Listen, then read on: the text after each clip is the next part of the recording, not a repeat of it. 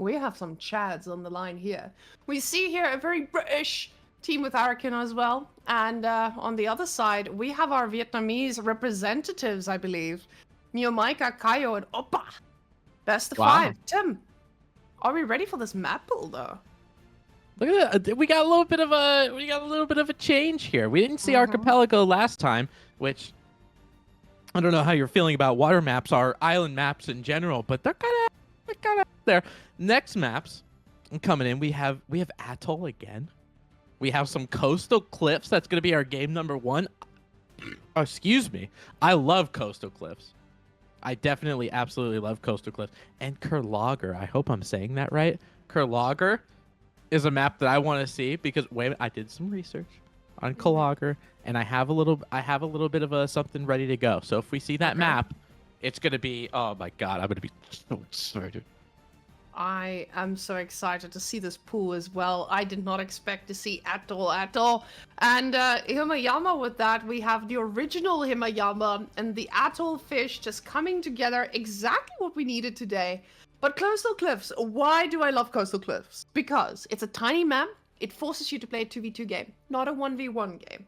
Because some of these maps, like Himayama, Dry Arabia even, can end up in a little bit of a 1v1 situation. But Coastal Cliffs, you can just quickly 5 steps to the right and you're in the other opponent's base. And that's exactly what I want to see. I want to see some real 2v2 games here today, boys. And with JD and Byzantines, it is going to be a destruction, I believe. Because JD, you know her way too well. She loves to fight. And Byzantines, we saw Deep Shine on it today. It's going to be a very heavy military composition there, and we are going to see big destruction. So can English and Rus take this down? We'll find out, ladies and gentlemen. Yeah, I'll tell you, John, she just loves to pick a fight. You know? I mean, just especially in feudal age, you know, just making sure she can get to level 3. And Coastal Cliffs, it's such a simple solution to a lot of these maps that we have here. You have a lot of these like late game stalemate maps like Marshland and, you know, like all of those kind of things that's in the map pool right now. And Coastal Cliffs is like, hey, why don't we just take the map and like cut 25% of it off? And they're just like genius. Like they were like in a think tank, like trying to figure this out. But then when you play the map, it's pandemonium, right? It's so much fun. People are all over the place trying to figure it out. I think, you know, with those coastal cliffs, you put some deep water fish there as a little bit of a bait, so there's a little bit of humor in that map as well. It's just one of my favorite ones. It's definitely top 3 for me in terms of making these maps. And then you have civilizations that, just because the map is a little bit smaller, you can think about mobility, right? For the English and the longbows and all that kind of stuff.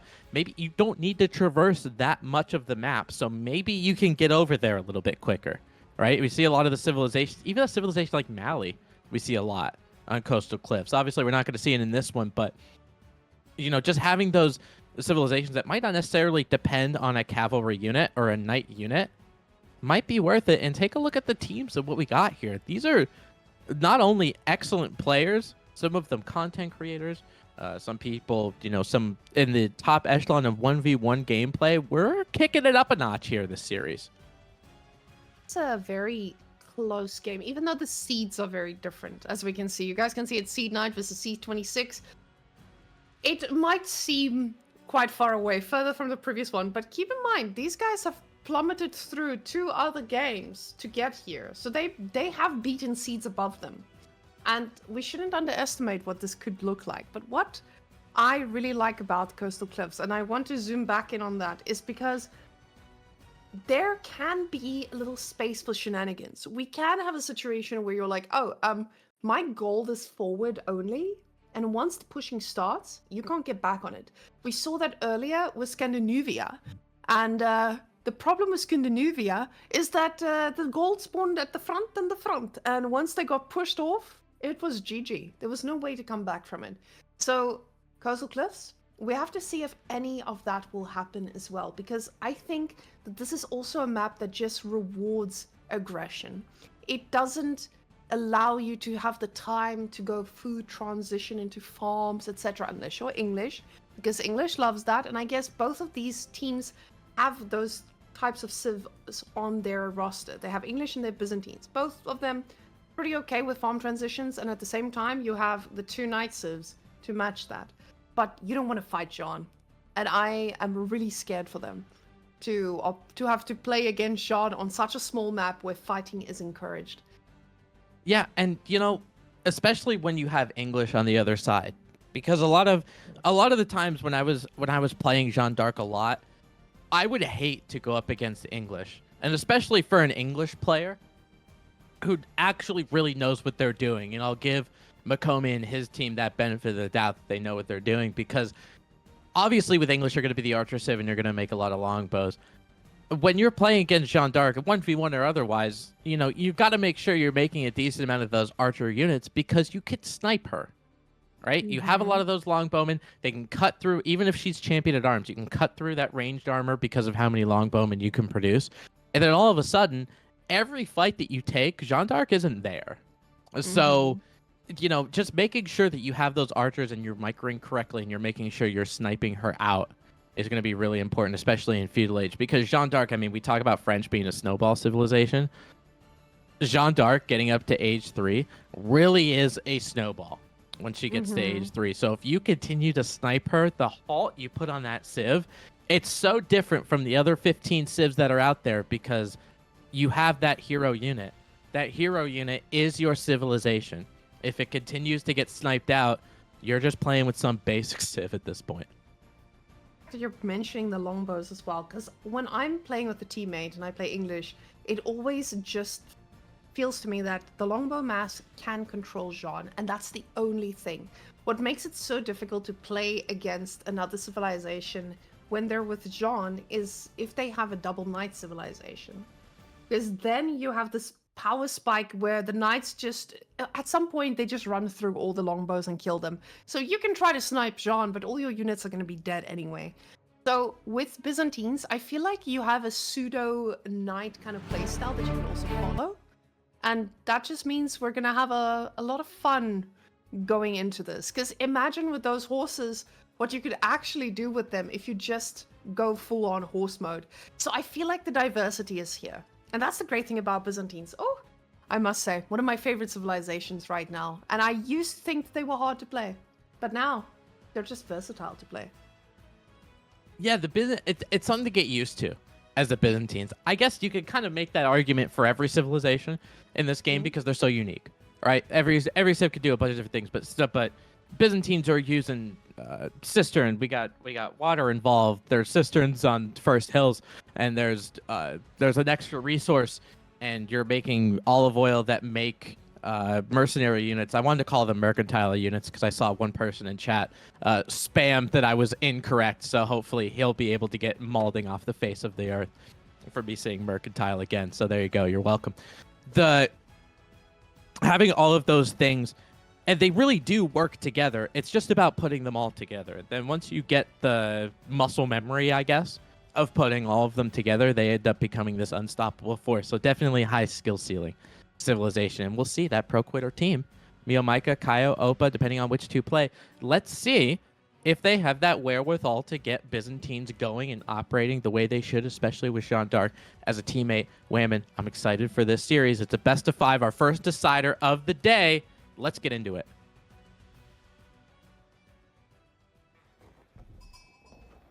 And just like that, we have loaded in with this beautiful purple civilization, Byzantines, or Purple English as I like to call them. But now, guys, the question is today, are these boys going to play longbows? Well, what are those, javelins or keshiks? But we'll see soon enough. Kaio, on the other hand, on JD, the legendary goddess of AoE, who has won the hearts of many. Kaio taking control of JD for this game. And on the other side, playing on the team of Mokraken, we have Mokraken playing as the color, Yellow playing as the English. This is a content creator, a streamer who is an excellent player, has beat me on ladder a couple times at this point. His teammate, Arakan, playing as the Roos. in the color green with the Devils tag. Might there be some kind of infighting in the Devils clan? A little bit of drama, a little bit of tea. I don't know, maybe. But he's playing on Team Mokraken as the Ruse. I'd also just say that the Devils clan might just be too good at team games, and they wanted 2 Chad teams to qualify. Keeping in mind that the one Devils team has already qualified, let's see if this one can also take the lead.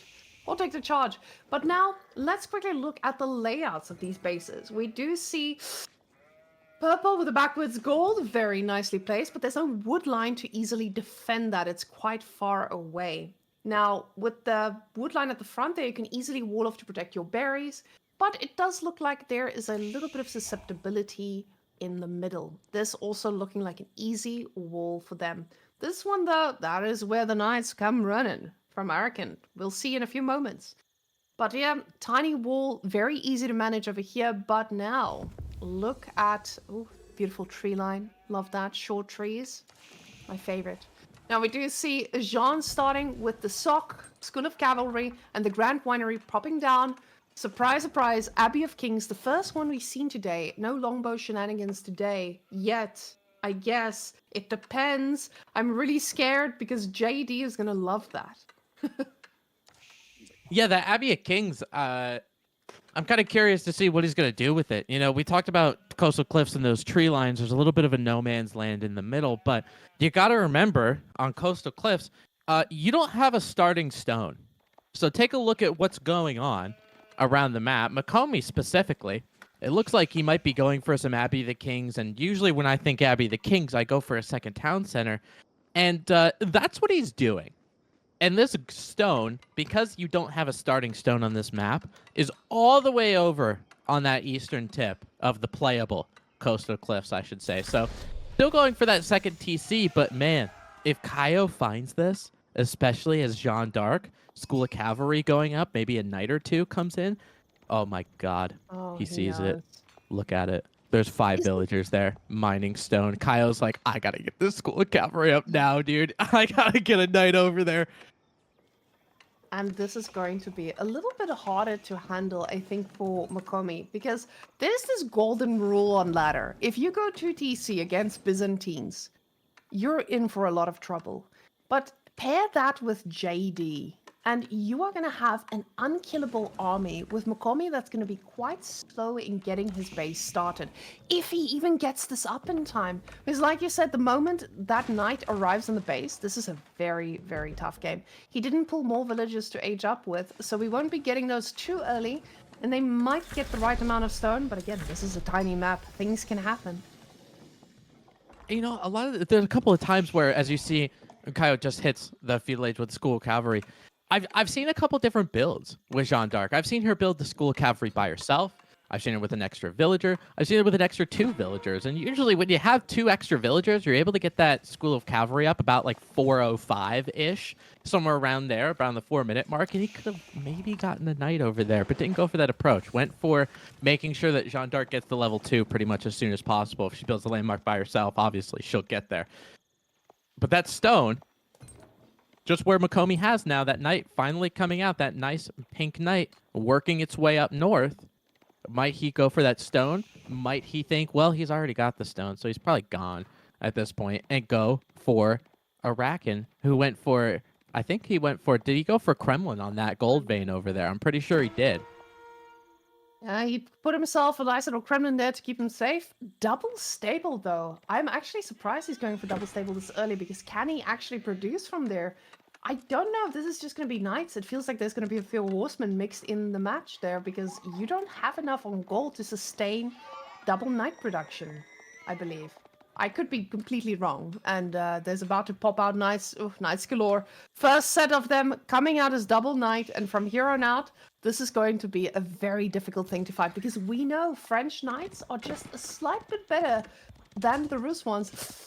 The villagers trying to take this knight, losing a villager in response, but the knight does take a lot of damage, and Kaio is not going to have that knight to do any damage anytime soon now. But that is a very good trade to get a villager that early, because Makomi is already slow, and you're just slowing him down even more.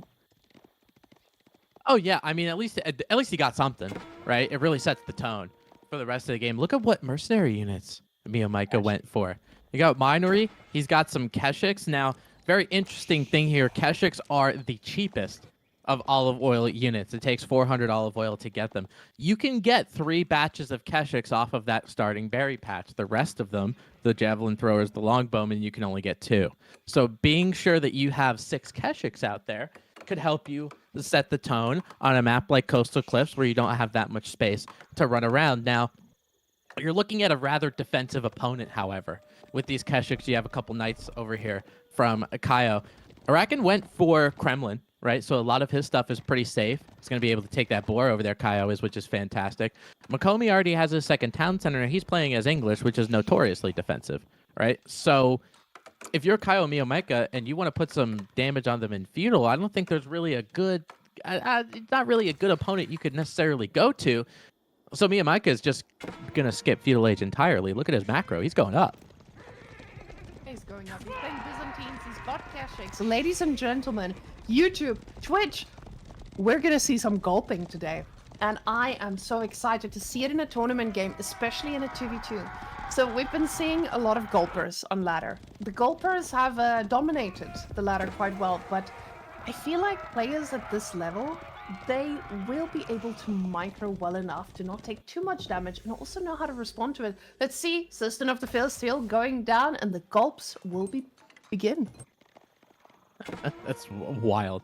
I didn't think I was going to see this. And especially, I mean, it's going to work in team games, obviously, but I didn't think I was going to see this when we're going to play in a tournament setting, in a professional setting. Now, remember, Cistern of the First Hill, based on the most recent patch, it did get nerfed slightly. Flasks don't have a cooldown time of 20 seconds. They now have it of 45 seconds. So you can't just spam those flasks every 20 seconds. Let's see with this Cistern. It looks like Mikomi is going to be able to find it, run in the opposite direction just because of those Keshiks, those Royal Knights kind of helping out. But I think now, with Kaio with Jeanne d'Arc, I mean, Jeanne d'Arc is the archer, so she's going to be susceptible even more to things like longbowmen, to things like night charges, all of that kind of stuff. You put some cataphracts in front of her, I think she's going to be able to get some decent XP. Miyomika now, with this fast castle timing, and with this build that he has, he needs to put damage onto his opponent. Once you go for this build, there's a little bit of a timing here. You have a certain few amount of minutes that you really have to hinder your opponent, or economically you're going to be on the back foot. Byzantines have a little bit of a shield on that just because of the Cistern and the increase in gathering rate, but still, you didn't go for a second town center. You didn't go for some economic prowess, so those cataphracts better do some damage. Honestly, I'm excited to see them on the map. We see the first one in queue, and this is going to be beautiful to watch. We do see the pink army also being in the vicinity to be sure that they can snack on that a little bit of experience. And I think this is where the team asks themselves, do we just make more units, or are we able to go to castle ourselves? And Mokraken, he has 700 food right now, and I don't know if that's just because he can't make enough knights now, but he's probably asking himself that question too. But this is such a heavy army already. There's so many archers ready. Archers don't do too well against knights, as we know, but with knights to defend them, they should be able to pick off anything that could be annoying. Yeah, it really feels like when you're Mikomi and Erican, you have a problem, right? Because either one of your civilizations, I know that English might be better at making spearmen, but when you have enough cataphracts, you're going to be able to trample through them, number one. Number two, you're going to be able to gulp through them because they're feudal age spearmen, right? So you're going to need something in the castle department. Crossbowmen are going to work really well against those cataphracts because they're going to be shooting from a distance, right? You don't have to worry about that trample, or you can kind of retreat a little bit from a trample, get those cataphracts in harm's way, but they don't have anything. Look at JD gulping this XP. We talk about the Cistern of the First Hill getting a little bit of gulp, but JD's snacking herself, getting some plus 24s. Looks like Kremlin is going particularly for Jeanne. Divine Restoration coming out, getting that little bit of an increase in health. So it means that you're going to be able to escape with Jeanne d'Arc alive, hitting some plus 24s from some of those knights. Gremlins are going to come out. Now you got to remember, for JD, each gremlin is worth 0. So taking those fights and taking that damage against those minions might not be something you want to do. They cannot lose these units. If they do, this is going to be harder and harder for them to come back because we can see that villager lead already kicking in for English. 53 villagers right now compared to the 36 from Roos. And the longer you don't do damage, the longer Mokomi and Araken will have to respond to your build. And I think that's what Kaio and Mio need to realize. Hey, we should probably do damage ASAP. Otherwise, there's going to be crossbows. And crossbows are pretty okay against the Gulpers. They deal well with most of the units here, and especially because you're playing against the French, basically, pseudo-French. You're also going to be pretty much fine with that. And a white tower gets put down on top of the second TC, securing that gold and the wood line.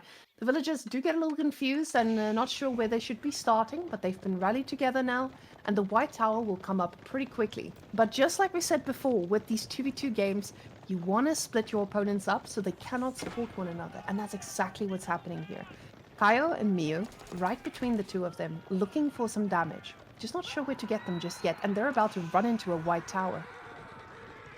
Yeah, I really like the white tower placement here right next to this town center because that was probably the only thing that really could have went down. Now, if you're going to try to take that second town center, you're going to be fighting under a white tower. You're going to be fighting under Abbey of Kings as well. Araken trying to get around and stop some of these reinforcements, taking down a couple archers. But, you know, Mokomi did just hit Castle H. He's going to be able to start to get some of these crossbowmen, but it's going to take a while to get a mass. And again, like you said, Whammon, like I said before, you're going to have to do some damage, and you got to do it now. I really love what Kaio Mio Micah is doing because you saw that Kremlin over there on the east side, right, where that gold vein is, where some of the wood is. They just went around it. They were like, yeah, I mean, your Kremlin is helping that gold and all that kind of stuff. I don't really care. And they're just going to go for the starting town center. Villagers go down. All of the Kremlin gremlins end up going down as well. They're just going to sit here and torch this town center because what's Araken and Mokomi? What do they have to say about it? Mokomi aged up, right? And he's not really susceptible to any damage now like they usually are. But he doesn't have any units either. All those resources were spent now. This is not Byzantines that get those extra free units. This is a real civilization that actually need to pay for their stuff.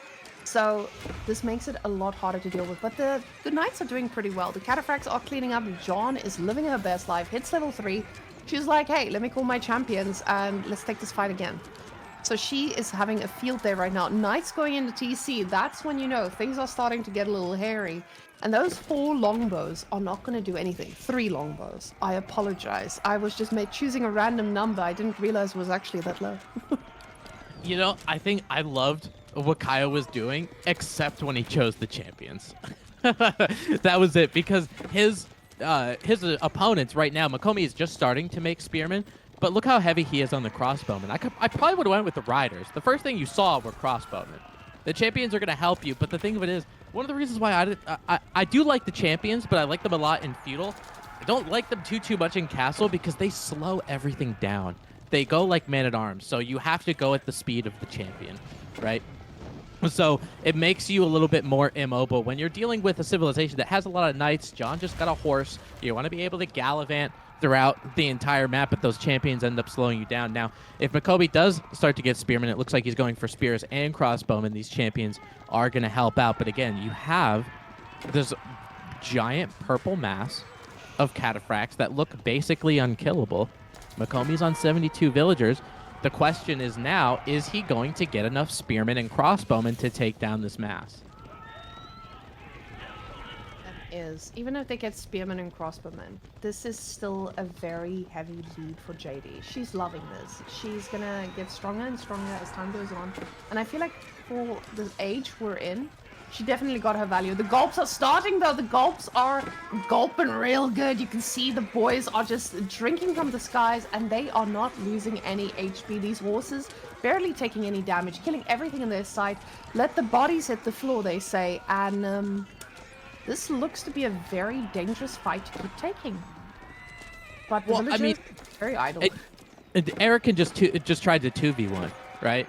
With these feudal roost knights, which, don't get me wrong, they're good units, but they're still in feudal age, right? He was just running up against cataphracts with gulping ability.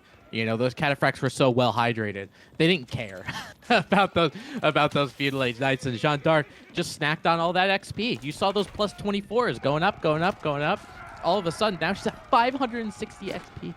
in level 3. So if they continue to take these fights, and they will, we're only 16 minutes into the game, you might be able to see some level 4 action coming out for Jeanne d'Arc in Castle Age. These Cataphracts, though, taking some good hits against those crossbowmen, again, from a distance, right? So they have to gulp their way out. Crossbowmen still continuing to get some marks, and now for the first time, Mio and Kaio have to back up Jeanne d'Arc on the flip side and go with Guildhall. They must be thinking this is a longer game than anticipated. Realize how much damage they did, because Arkan right now on 35 villages compared to the 54 and 55 from the other side. You did a lot of good work here, and I feel like they could close it out if they just kept that pace going, but with the guild hall going up, we did see he had a ton of food, so this was probably the more logical decision for him because of all the food he was stacking at the back there. Now, going for the guild hall is going to scare them, because they don't know that they're going for the guild hall. They might just fear this and be like, oh, we need to take a fight right now, when honestly, they don't. You see those Cataphracts getting on the back line, though. They do get taken down quite fast with those crossbows. The crossbow mass definitely quite scary, but I don't know if this is going to be enough. The army does go down mostly. As we can see now, it's 47 to 39, pretty even, but JD, she doesn't mind. She's living her best life. She's over halfway now, and as long as they can catch up with the army again, which they should, this is going to be a good time. Yeah, I think you're hitting that spot with Makomi that if you're somebody who's played against English, you're going to get pretty frustrated, right? Because they've been on 2 town centers essentially since the 6-minute mark-ish of this game. Vodka's hovering over it for his 86 villagers. And it felt like, for Kaio and Miyomeka, even though they had these gulping units, and they had Jeanne d'Arc and all these knights and some of these best feudal units, you couldn't do anything about it. Right? There were 2 town centers, it's a super defensible civ, and now all of a sudden, Makomi sitting on 90 villagers has the ultimate counter to those gulping units with all of these crossbowmen, and oh my god. 51 villagers on food right now for Makomi. Spearmen, crossbowmen, men-at-arms, whatever he wants. Now you're at the point when you're facing against English and those 37 wood farms that you're like, yeah, I don't really know what I could have done about this.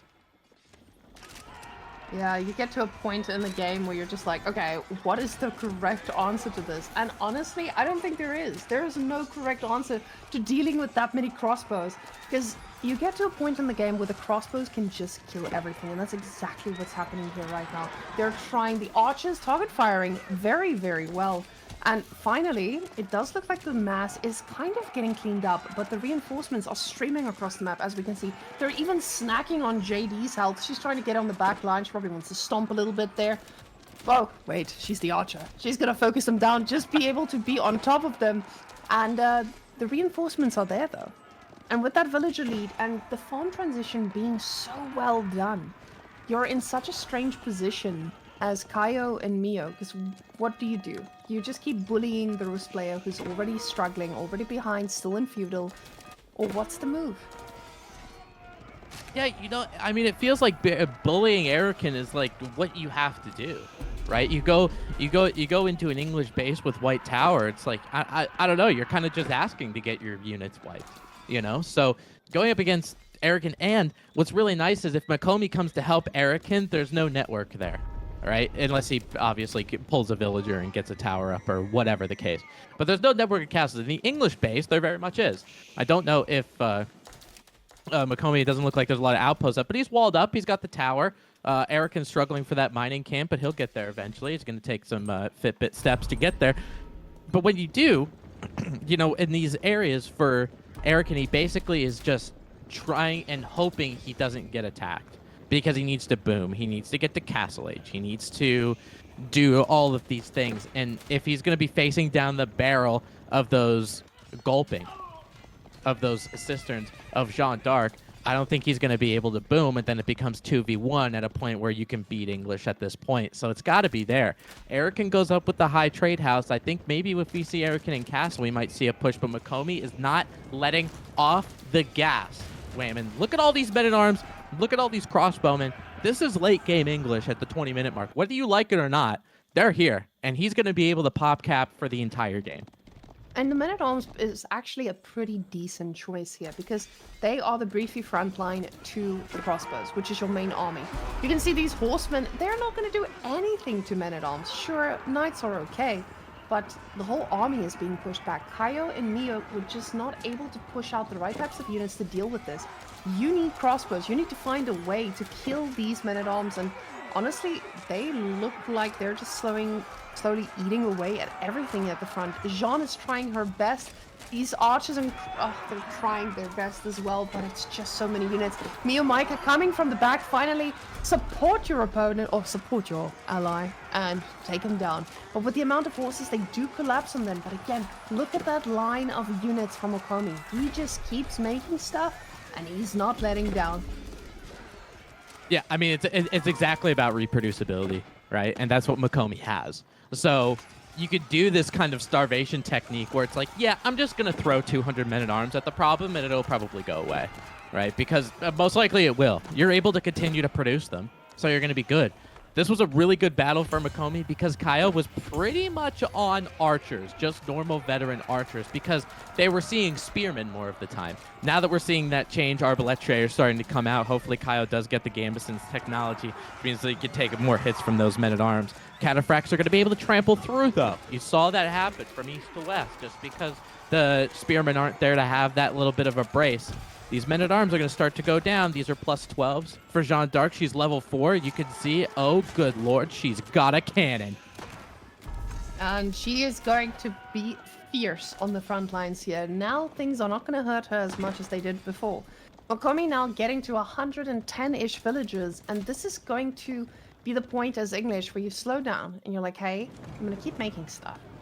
But I could transition into Imp. Since I'm getting close to that 200 mark. Now, he seems like a man who's very level-headed about this. I see now where our relics have completely been forgotten about on this map. So, I don't even know who is holding the relics captive right now. There's one in the base there. There's one at the top. 3 relics are somewhere on this map, and let's see who has them. Well, I'm kind of hoping for nice. Miomeka just because he was the first one to Castle Age. I was hoping they're in the winery, and there's a couple. He's got a couple in there, so that's going to help him out. Going to give him a little bit of that olive oil. You know, you get a little bit of olive oil instead of gold. But Makomi was scooping up relics. He's got 4 relics now. So he's going to be able to get a little bit of gold. He's got his food from all these farms. We're going to probably see, once he gets population capped again, which he's just about ready to get there, going to be going up to Imperial Age. And, you know... For Miomeka, I mean, I get it. That cistern to the first hill, you know, it gulps. You're watching them gulp.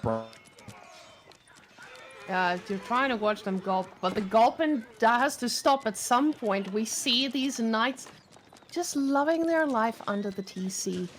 Everyone just having a good day, killing everything in sight, and we see that the army has arrived from the bottom, though, but at the same time, at the top, Makomi says, hey, have you noticed how many units I have? And even the tower gets disrespected, smacked down. And the boys, they are going in strong. They are causing a destruction. The knights at the back there, we see the 3 knights trying their best, but they tap out. They've had enough. It is what it is. The boys are done. And we have our victors for the first round. Or for the first series, I guess. Oh, match. Wow. Man, but you know, Wayman, this was a match that I was not sure if Makomi and Araken were going to make it out of there. You look at that villager count for Araken. He was at about 30 villagers at probably his lowest point, and then continued to go up. So having the amount of those villagers getting raided, and then you had the cistern over there on the front side, and all of those cataphracts coming in. I didn't think there was a way to see out of it, but Makomi did Makomi stuff, and he ended up taking that 1-0 lead, essentially on his own merit. He gave Araken a little bit of time to adjust himself, and then he was good to go. Yeah, this is the graph of a very aggressive bunch of players. I feel like the English 2TC paid off so quickly as well, because they ran into that white tower, and what most players do, they're just like, oh, white tower, what now? And they just kind of left him. They were like, okay, cool. We'll go for the other guy. But behind this, English was just able to get that crossbow mass that we talked about. The White Tower protecting 2 golds, I think, was key here as well. You're just able to get all the units you need to deal with this. Oh, look at McCormy. That is a man who drowned in farms. Back in the medieval ages, there would be a stockpile and he would jump into it and just drown in food. The man was stacked. I mean, that's that's English farms. Look at it. That's almost 60,000 food. 25 minutes into the game. Look, oh my god. Imagine if a civ like English had something like a cataphractor, like this like heavy food unit that would be able to steamroll games. Oh my god, it would be impossible to deal with. But now with all of these farms, he's going to be able to cultivate his way into a 1-0 series lead. Here's a pretty pivotal battle. Here you have Myomeka Castle Age getting that sister. Mokraken as Castle Age doesn't have the units yet, though. He has a military count of 6.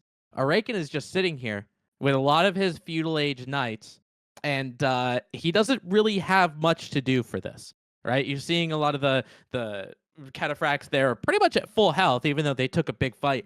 And this was the point of the game, Wayman, that I was like, yeah, eco count, a little bit in Makovi's favor. It's 107 to 92, whatever. But I don't think this is a blob that they can deal with all of a sudden. And then once we got into a little bit later in the game, Makomi's eco kind of turned around. His military count kind of turned around. You see all of these crossbowmen coming in. All of a sudden, even though we just swapped replays, all of a sudden, we're taking fights on Kaio's side. We're taking raids on Myomeka's side, and this game just completely 180'd. Here as well is Kaio and Mio just stopped putting that high level of pressure that they had. They had such a high level of control. They could have just kept going on Arakin, and I don't think we would have ended up with a victory here for Mokomi and Arakin because they had Rus completely under control. And I think they felt like, oh, we did enough damage. Let's go back. Let's chill a little bit. And it just kind of snowballed from there. So Makomi definitely being the MVP for this game. The man, he Englished his way to victory. And as an English enjoyer, I am very, very proud of this community. But I think Kaio and Mio are not going to make the same mistakes next game as they did this one.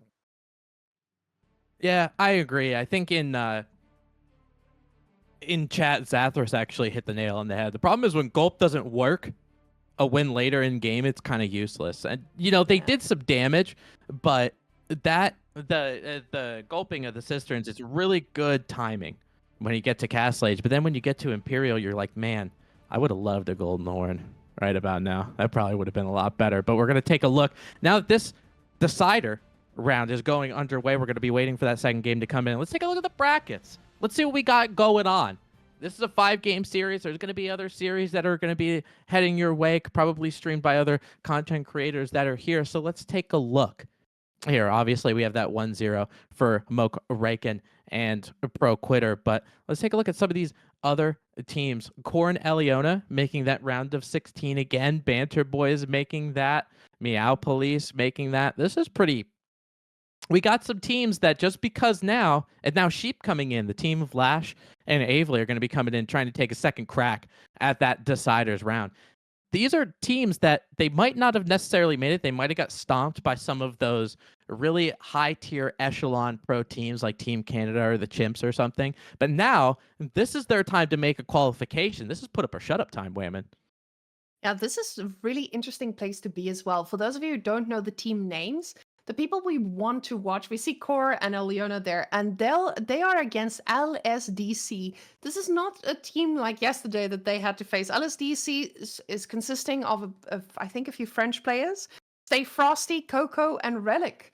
So Core and Eliona a little bit, they have the edge for this one. Should be a good qualification for them. Homs, on the other hand, having Isank and Hom Senpai against the Banter Boys. And the Banter Boys, we can see Mariah, Nagafi, and I am Jeffrey. So we already have teams that are pretty much favored here. But I think a lot of these games are a lot closer than what we saw yesterday. Now, for those of you who follow a lot of the shenanigans, Volva Esport at the bottom there has Dragavan, Mohudo, and Ramen. Now, I know Dragavan has been someone people have been talking about because of all the crazy playstyles we see coming out of the man. And they're playing against people like KJJ and Warspite. So Razval, on the other hand, and this is the last one I'm going to go through, Razval versus Egir Deniskaya, who we know from those insane plays in the Outback Octagon, playing with a player called Yellow. Have not seen him on the scene.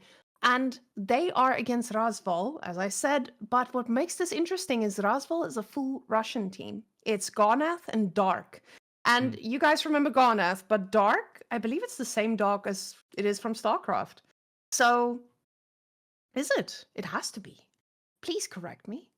And But you know, oh, there's two dogs? Oh, damn. Okay. But Dark, also someone who hasn't been as prominent in the scene. And he has been doing pretty well in the Cis League, though. I have followed the name, but I just forgot which Dark we're looking at, unfortunately.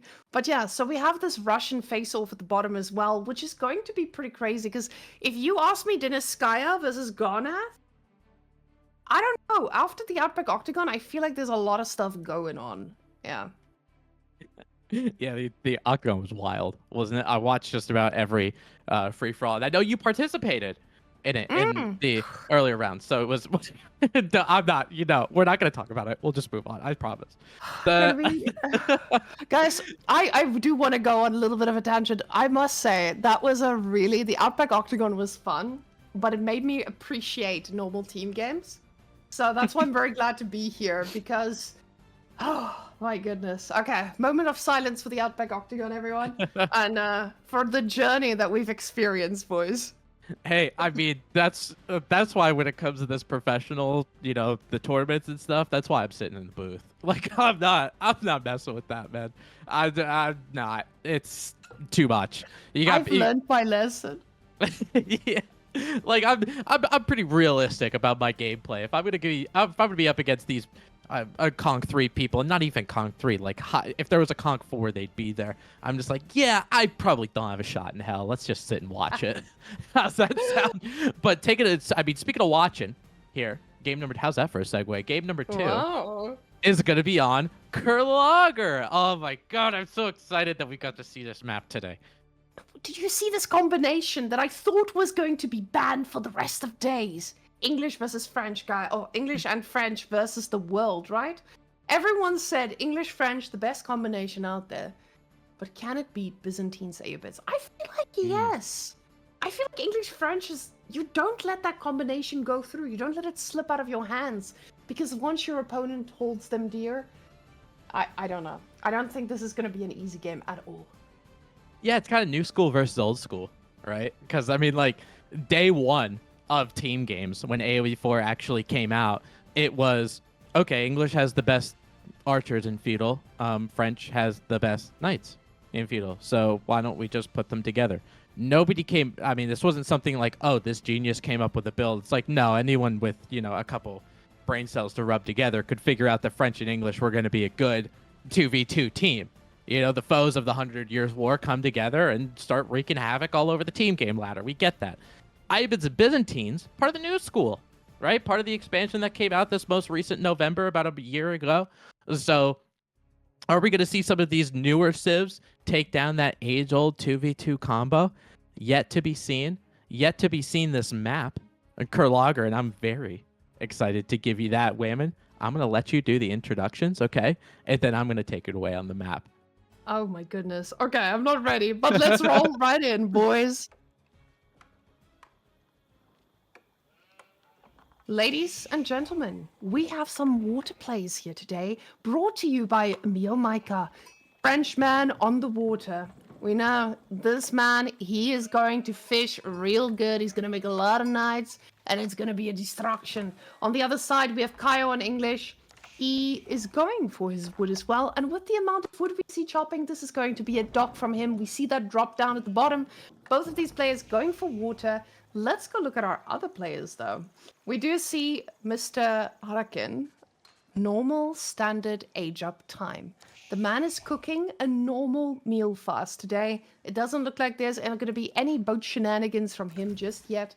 And like we saw in the previous games, this can be a destruction. Makami, on the other hand, he follows suit. 2 people on water and 2 not. Let's see how this one ends up. That is pretty interesting. Now, this map Kurlager, I'm getting into it. This map Kurlager, apparently the literal translation means bathtub from what my research tells me, but also it's defined as 2 rivers through which the god Thor wades. It's an Age of Mythology map that was previously here. It's now brought over to AoE 4, and obviously we're not going to see the Norse god in this particular map, but you can see with these rivers, you can walk through them. You have villagers, you have scouts that can go through and all that kind of stuff. One particular thing to look at besides the rivers that you can wade through, the deer are pretty close when spawning. So if you take a look at all 4 of these town centers and where they are, you can see where the deer are. You can see that they've kited them to their starting town center. So you have a decision whether you want to send people to shoreline fish, you want to get fish that way, or do you want to herd your deer? And a lot of these players end up doing that. You saw Miyomeka ended up doing that. You see Makomi's got that deer right here, but he's a berry sieve, so he doesn't necessarily care. There are small 2 stacks of berries that are around the map. If you can see over there on the western side or on the northeastern side of Miyomeka's base, you can see them. They're little patches of 2. You can see there's little small deer packs as well that he's pulling out, and 2 sacred sites, which in all of the map seeds that I generated, the sacred sites are on the waters. 100% water rate. Got it. So, with this amount of food, though, this means that civilizations like French, that is very reliant on having a sustainable food source, that they are actually going to be doing all right. Because when you're struggling with your transitioning, I think this is always a question for French. How am I going to be the least susceptible while I'm busy raiding? And I mean, the best offense or the best defense is a good offense, and that's exactly what French does best. But with all these food sources, he's just going to be able to focus on raiding without worrying about dying along the way.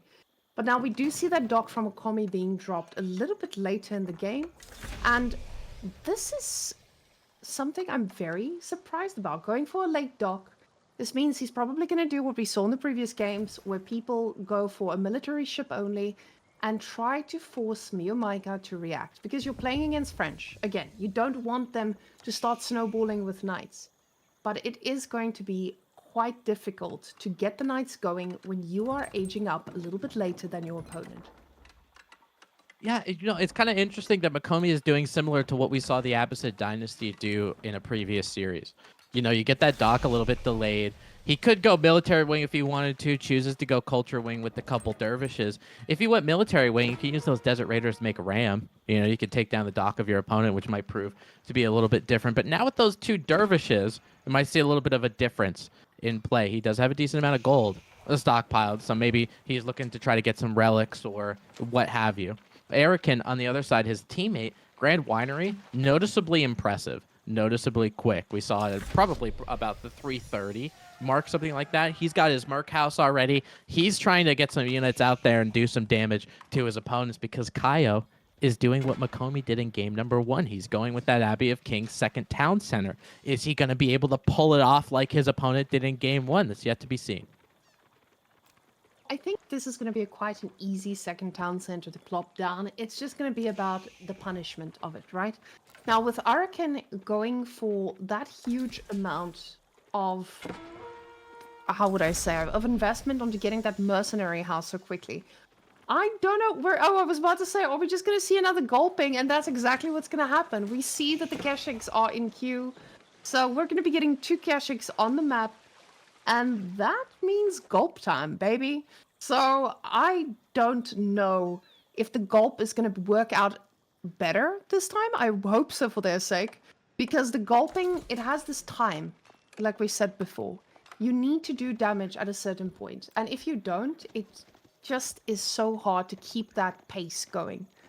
So, Keshik's coming out. Let's see what they're going to be doing. I think for Eric, he might end up having a little bit more success just because of the civilizations that are on the opposite side. You know, there was a ruse last time with the Kremlin. There was only so far you can go. They went to the hometown center, but that was pretty much it. For Eric, you might be able to just kind of get through this French base, who usually, like you said, usually uses offense as their defense. But when you're dealing with cataphracts, I'm not really sure if you have that luxury to do it. Plus, with Makomi being Ayubids, he has dervishes where Erican can not only gulp with the Cistern of the First Hill, but dervishes can help heal in the meantime while he's waiting for Flask cooldown, assuming he doesn't lose them. Well, they're doing with keeping that village alive. It did go down eventually, but it was actually kept alive for so long compared to what you would usually deal with when you're facing knights. Now, he is gonna get one of these knights down, but Mio Micah, he's very comfortably just chilling on water, living his best life. Although I do see some green on the water there at the bottom. So, do we get some? Whoa, in the pink base, I don't know what that was. Oh, those are Keshiks. They're punishing the water. What a sneaky boy. Horses run for the water, baby. And that's the thing too, is he's trying to get a raid over here on Kaio's second town center, is because you can walk through these, right? You might not necessarily need a dock. He's just using the Keshiks and trying to set those fishing boats aflame, which ends up being a good deterrent. Makomi on the other side, he went for a dock strategy instead. So he might be able to send some military ships. But what's nice is with these land units, because Erican has these Keshiks, what's nice is you could do some damage to water and then leave the water and go do some raiding at the same time. Heads up play. I love it. This puts you into such a driving force of position. And look at these. They can take damage, but the dervishes are just like, actually, let's heal you up. And the fact that he's not focusing down these dervishes just means he's going to be dealing with this for a very, very long time. He's trying to get those camels down, but more camels are arriving. And that water lead they have, it's impressive, but it might not be for too long. And the first dervish goes down. The moment he stops focusing the camels and rather the dervish, he gets a kill. And this might be so important because this is going to keep snowballing for him. Cistern of the First Hill being put down now. It's about time. We are going to be seeing some gulpers. Yeah, and again, put up or shut up time, right? You have a little bit of a minute clock. You put yourself on a clock once you put the Cistern down. So he's going to be able to try to do that. Maybe Erican has his economy a little bit better than me. Micah, I saw when he was playing Byzantines, there weren't farms around the winery. He was going in for this like all-in kind of approach. Maybe Erican is able to get some groves around that winery so he can continue to make Keshiks, continue to get his food economy going. On the flip side, Makomi's going to be in a little bit of trouble because of that water. His first dervish went down, and when you have two dervishes that you get out of Culture Way in Feudal Age, and then those dervishes go down, it's almost like your wing was for nothing. So hopefully he's able to keep that dervish alive and continue to heal. Oh, this is going to be such a pivotal moment for them as well, because now you have two feudal boys against two castle boys. Okay. One castleman. I forgot that the House of Wisdom is bugged. I was about to say, this man is, they're being a little bit risky, innit? So, getting one person in castle, and the Keshiks getting some idle time here at the back, but again, you have to be careful. Don't lose those Keshiks now.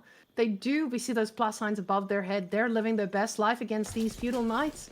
And, it does look like they came out ahead there. Trying to get that charge damage off too. The dervish just allowing for so much more aggression. And, you know, this is why the Byzantines are so strong when they do this fast castle kind of thing. They're getting food from their berries. They're getting oil from their berries. And at the same time, these pop out. You know, he's got 8 Keshiks that you could say he technically got for free because he's getting the olive oil while he's getting the food at the same time. So it becomes frustrating because you're like, I wanted to stop this fast castle, but I kept having to fend against the Keshiks. So I kind of just let him have it. And now you're at the point when you did let him have it, the cataphracts are coming out, and then you're going to have a big problem. And I know, you know, in a 1v1 situation, as Chad is so nicely pointing out, sometimes you could disrupt that Byzantine berry gathering, but in a 2v2, with the map being this a little bit bigger, as that king goes down, you might not be able to do that. Some gulping happening after that king ends up going down, so he's gonna have to pay 200 resources for another one to get that heal. The only thing that Kaio has right now are some longbowmen, and I don't really like that look against a cataphract. Amount of horses that we have over here, and you can see here the camels are on the map too, right? And they're quite mobile, quite versatile. I'm really hoping to see them in a fight to see how we're actually going to be able to close this one out. But now, 1,000 food from Okami. I don't know if they're going to plan on going castle before taking another fight like this. The gulping goes through and they get out alive. And I think he got he got himself a villager there on the floor. But English being on 2TC, he's okay with losing one of those. And we see slowly macroing up to castle. So that is quite a big difference, and this is probably due to all the boats that we're seeing on the map as well. But look at that. Ooh, incendiary ship is going to make a very juicy connection, but he might lose his arrow ship anyway. So it just is going to force him to spend resources where he doesn't want to spend right now. He wants to go to castle himself, but look at how these longbows are caught out. And just like every other game that we talked about, the moment English loses its mass, they are in a lot of trouble. Yeah, Kaio is in a ridiculously dangerous spot right now. King goes down again. That's 200 resources that hit the deck. Miyomeka's trying to help out with these Royal Knights that are feudal age. These Keshiks are a veteran status, so they could do okay against those Knights, but still a little less health. Still a little, less in the way of damage just because Miyomeka has Bloomery with the Blacksmith. You get that French for free. So maybe pound for pound, those feudal age Royal Knights are better, but Makomi is going to be able to help out his teammate who's trying to gulp some Desert Raiders, taking down the gold from the French. It just means that the French is not going to be able to get as many Knights as they want, or they're not going to be able to reproduce the Knights that they have, right? He's starting to transition a little bit into Spearmen. Look at this mass from Miyomeka. That's a lot of Knights. About 20 Knights out there. Looks like the Keshiks and the Cataphracts, they want to take a fight with this anyway. They're gulping. Everyone's using their flask, but realizes, man, too many Knights. A little bit of Spearman going to be able to help out. I don't know if Erikin's actually doing the damage he wants here, Wayman. Playing Byzantines, sure, your civilization's great, but again, Miyomeka is playing French. You have faster villager production, and Kaio being on 2TC, they are getting ahead. And it feels like Mokomi and Arakin are in the driving seat, but I don't think they're driving fast enough, because they're just letting their opponents slowly boom. Even though they're taking some decent trades, the fishing ships stay alive as well. Again, these longbows just being caught out can just cost them so much. But luckily for the White Tower, or luckily for him, the White Tower is there to fire back. The gulping commences, but he does lose one of them. Wow, and look at this. Miyomeka's trying to take a fight with a lot of these Royal Knights, trying to get in some damage on the Ayubid player. That outpost might be quickly going down. Makomi just hits the Castle Age, so fantastic timing attack from Miyomeka, just making sure that he's going to be facing some feudal age units. So Desert Raiders continuing to just have their bows. Some Ayubid villagers are going to go down in the process. He is going to lose some knights. Maybe he wants to take this fight before a Castle Age something comes in, but ends up backing up. Some spearmen are going to get lost in the crossfire as well. Overall, for Miyomeka, just having him lose a couple villagers might be good damage. Maybe Araken's just here by himself. The problem is now with this idle time, you are idling the French, right? And the French, this is that weird position for them where they need to ask themselves, okay, what am I going to do about food? I've depleted everything around my base, or most of it at least. Look at all those idle villagers. So you know that they're susceptible to being raided. The fish around that dock is starting to get a little thin as well. This is a very strange timing for French, where French is like, okay, I've produced so many knights, I did damage, but what now? So he doesn't have farm transition because he's French, and you just don't really know where to go from here as the French player. So that idle time, even if losing those horses is the price, it's so worth the time. Yeah, this is kind of, you're right about French. This is kind of a weird timing because you feel like you have to keep making knights. You're 2v1ing right now. Miyomeka is. They definitely caught. Now Kaio's going to be able to add some reinforcements with some longbowmen, with some spearmen that are of the Castle Age. I see some of those silver helmets on it. For the French, you feel like you got to keep making knights to keep yourself into the game, but you got to age up at the same time. That costs food and gold. It takes a whopping economy and able to pull that off. And with all that idle time, 54 villagers, you're exactly right. It might be a little bit difficult. Desert Raiders are going to be able to pick out some of those spearmen, but overall, again, Makomi, Arakin on a clock. And Kaio and Miyomeka is making that clock extend further and further. As long as this game goes on, and this game continuing to go on, we're at the 16-minute mark, I'm starting to like their position more and more. surprised they took that fight, because it was a very, very bad fight for Arakin, who lost so many of his horses there. And that's just the cistern, like we talked about, the timer that he was on. He just didn't get that value that he needed so early on. He's trying to gulp through.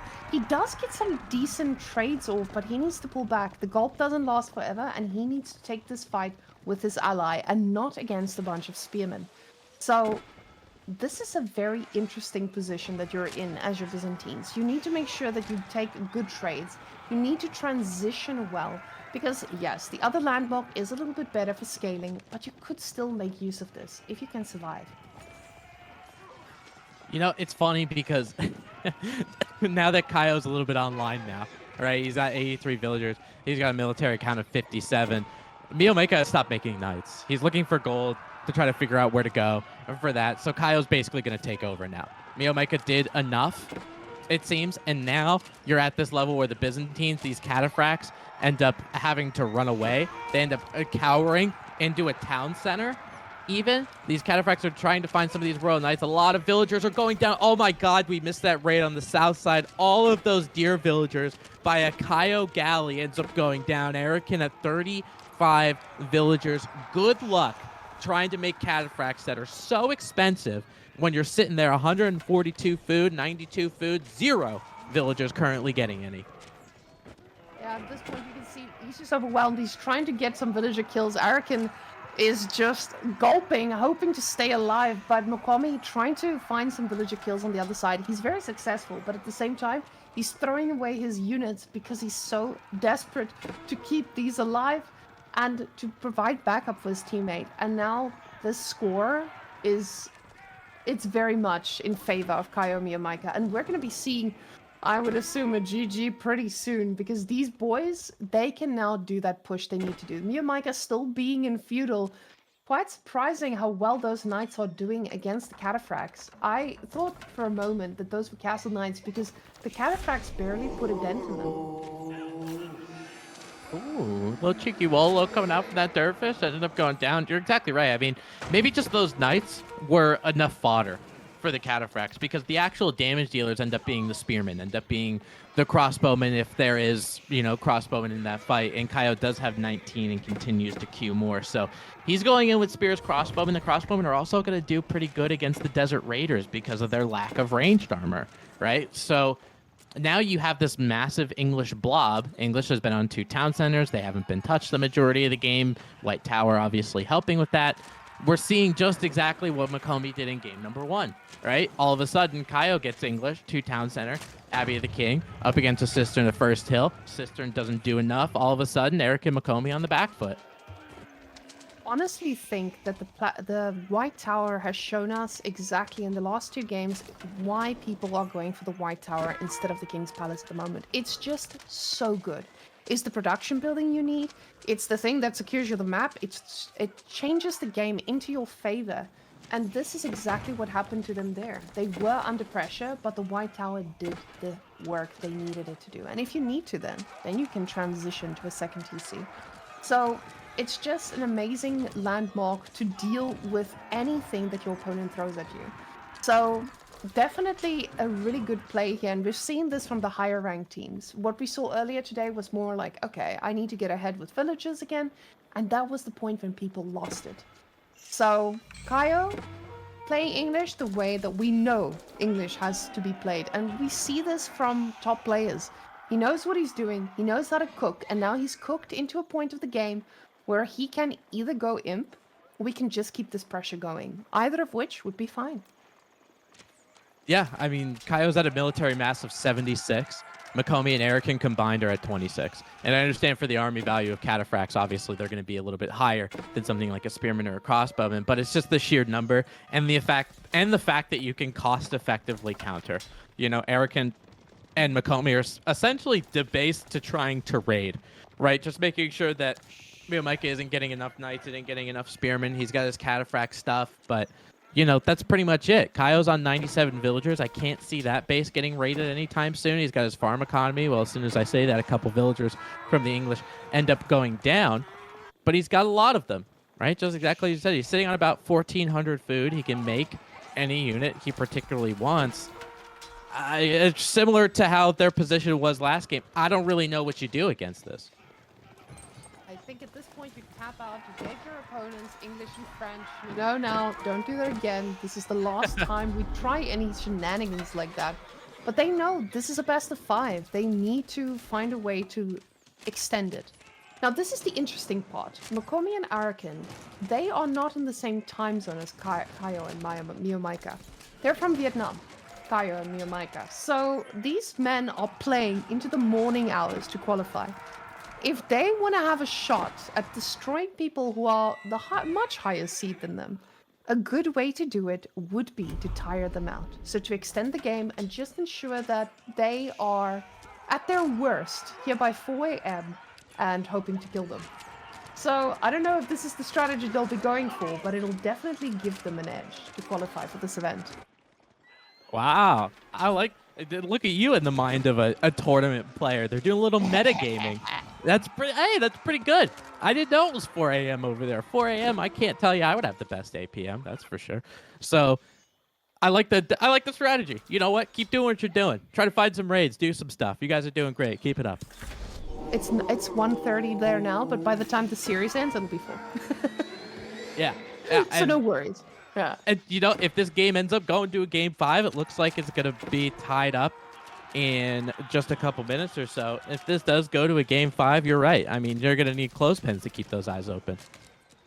And Mokomi and Arakan, these players, they know how to outperform. They are definitely players who can use out-of-meta strategies to try and get ahead.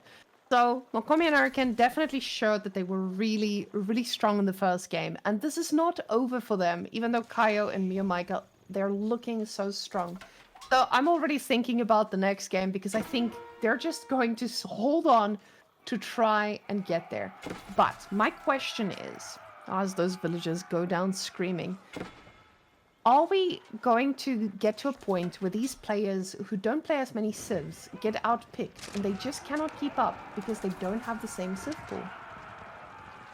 Yeah, it could be. I mean, you have some of these super top echelon players like Kaio who are pretty proficient at just about every civ, right? I mean, you have to be as a professional player like this, as Arakan continues to raid with those cataphracts, doing a little bit of damage, but still sitting on just about half the build of the French player, which would prove to be troubling. But I definitely agree. I mean, maybe, you know, this is a build that Arakan knows. He knows the Cistern of the First Hill build. He tried to do everything that he can, and now all of a sudden it's game 4, game 5, and they're like, yeah, I don't really know what to do here. Maybe I could just look up a quick BC or Voldemort build and figure it out. And maybe at that point you can throw the game on his head here. We can imagine, back in the day, I would imagine that if you drop the keep in your opponent's base, you'd actually be able to swing it a little bit. But with the current patch, that does not seem to be an option. However, I want you guys to think about Miomaika here. It feels like Kaio is going to 2v1 at this point. Miomaika is just, he's like that meme where the girl is drowning and then the wheelchair with the skeleton. He's there. He doesn't have the right amount of resources. There's nothing he can transition to, and Kaio is just paddling his life away. So at this point, Kaio definitely in a 2v1 situation. If they wanted to keep this game going, they just need to destroy as many as they can, because you want to extend this as much as possible just to make sure you get that edge. 25 villages for Arakan, though. That is quite a Monka-S, as the Gen Zs would say these days. And it's continuing to go down, right? It looks like we might have just a little bit of a freeze here, maybe. But the game, the military count, the economic count, it kind of points you in favor. And this goes to a point now that we have a little bit of time here from Kyle. If you have a teammate who's trying to get to Castle Age, who's trying to whatever as the game starts to go on, remember, you have a teammate. You could sling them, right? I mean, Kaio's sitting on a lot of food, and I'm pretty sure he's very close to pop cap. You could definitely get your opponent to where get your teammate, excuse me, to where they need to go, right? You could definitely get them to Castle Age if they want to. Miomaika now has the ability to hit the Castle Age button, and most likely, if he does go up to Castle Age, might be choosing Royal Institute because of how many knights he has. He could get Royal Bloodlines, or if he just wants to make sure, play a little bit of safe, go Guildhall. Yeah, the thing is, they have the late game in the bag, right? So, I mean, Guildhall would probably be the smarter choice if you're thinking about extending it, but you want to have your Imperial Knights anyway, right? Once you do that, you can go under the TCs, take care of everything. And I don't think that Arakin and Makomi have anything they can actually protect that with. The Berkshire in the middle of the map, respect or disrespect, depending on the side you're looking from. But from my side, I respect this. Kaio, Whoa. show them how it's done. Oh. Uh-oh. Oh, do we have a crash? Ladies and gentlemen, we got a game on our hands. There might have been a Micah disconnect. And Kaio's like, hold my beer. I'm going to see if I could 2v1 this situation. I mean, he might be in a pretty decent spot. But this game, we're just, for the past like 3 or 4 minutes, we're sitting here like, yeah, stall out your opponent, make them play till 4 a.m., blah, blah, blah. All of a sudden, it might be a 2-0, depending on if Kaio's able to pull this off. He just hit Imperial upgrades, might not be there yet. But again, 2v1 situation. Arakin sitting on 28 villagers, but he might have the ability to boom himself up. Yeah, this is definitely not the situation where you would award the win to Makomi and Arakin based on a DC here, as Mayor Micah was able to go to castle himself, and this is a tough situation to be in. But in this case, I think this is just going to be a destruction with the Berkshire just eating away at those vills. They barely have anything left, and the villages are still going down. Villagers popping in and out as they can to try and repair it, but the crossbows are just eating away. I think with the amount of lead they have here from Kaio's side, or had, he's still in a pretty good position to end this. Get one trebuchet and just slowly start eating away. And you know, if you're Micah, it makes a lot of sense why he wasn't going to Castle Age, right? He wasn't there. So I saw him with all of his resources, and I was like, why isn't he hitting the button? But he did not exist in that game anymore. As far as it goes for Kaio, I think he might be able to just clean this up by himself. I mean, because of the fact that he's Imperial, this keep is going to go down, which is probably the last area that Makomi and Arakin had some kind of stronghold over. Now Kaio has the big gold. So this might be a 1v2 that Kaio ends up cleaning up. I mean, although we said it was a game, Kaio is still continuing to push. Yeah, and he actually can do that with trebuchets now not having an optimal counter. So trebuchet slowly starting, you can just kill everything as you're going forward. He doesn't have a treb yet, though. He's like, oh, we're not desperate enough yet. We can just use crossbows instead. And Kaio is doing his best at killing all these units, but you don't want to be playing against 2 players the longer this game goes. So the Waller Law coming out, just putting them back at bay, and Makomi and Arakin trying again just to fight back. So I don't know what the situation is, but it feels like, again, they're trying to stay in this game as long as possible. Yeah, I mean, it begs the question. They were in a pretty bad spot, right? I mean, with Mio Micah still in the game, so it's like, do they do the honorable thing and just take the forfeit, even though there was a DC? But maybe this is their way to get them into a 2-0 spot. So we'll see. I mean, it is a tournament. You know, you want to make sure that you're doing the best you can. If something happens to give you an edge, do you take advantage of it? Do you not? For Makomi and Arakin, they're choosing to. And they're going to be trying to do the best that they can. However, if you take a look at the top part of your screen, though, Whammon, I mean, Kaio is out-ecoing them, both of those players. 124 villagers to Makomi and Arakin combined at 96. Oh, for sure. He is able to take these 2 on, and that's just the power of English, right? The lowest win rate civ on the ladder at the moment. It is just showing right now how strong it can be. oh, look at all those rams. Ladies and gentlemen, welcome to the only rams. The rams are the only unit you will ever need. Crossbows at the back here doing their work, but the rams are the real MVPs here. The relic being put to the front here. These poor horses going to meet their maker pretty soon. And let's see how those rams are doing between all of it. The rams, the legend of the show. Look at them hitting away. Oh my gosh, they're beautiful. Wow. I mean, those they're going to be able to take down anything in their way. I mean, they're not exactly roost rams. They're not wandering towns, but still towns nonetheless. They're going to be able to take down a lot of stuff. Erican's getting a little bit of time to try to build up his, he's getting horsemen, which are a little bit cheaper, right? He's going to be able to take down some of those crossbowmen. So he's getting a little bit of, relief out of his own base, but he's going to need a lot of units here. He's got a military count of 14. Makomi's sitting on 5. Erican tried to get some raid over there. Not going to happen now. With this Castle Age House of Wisdom, it has a lot of HP. If I remember correctly, it's 12,000. Yes, 12,000 HP for that House of Wisdom. So it's going to take a lot of ram hits. Problem is, there isn't really anything stopping these rams, so they got all the time in the world to bump it. I am floating a lot of resources as well, and he's not max pop, and I'm not sure why he's not just producing units to try and end this. It's such a tough position, because he's probably feeling a little bit overwhelmed by the whole situation as well. You're like, oh, my ally just DC, do I really have to do this alone now? So this is really, really tough, I think, for most players, and he just needs to make sure he has the production, and go from there. But he did do quite a bit of damage. He has all these farms set up. He's got the most amazing economy.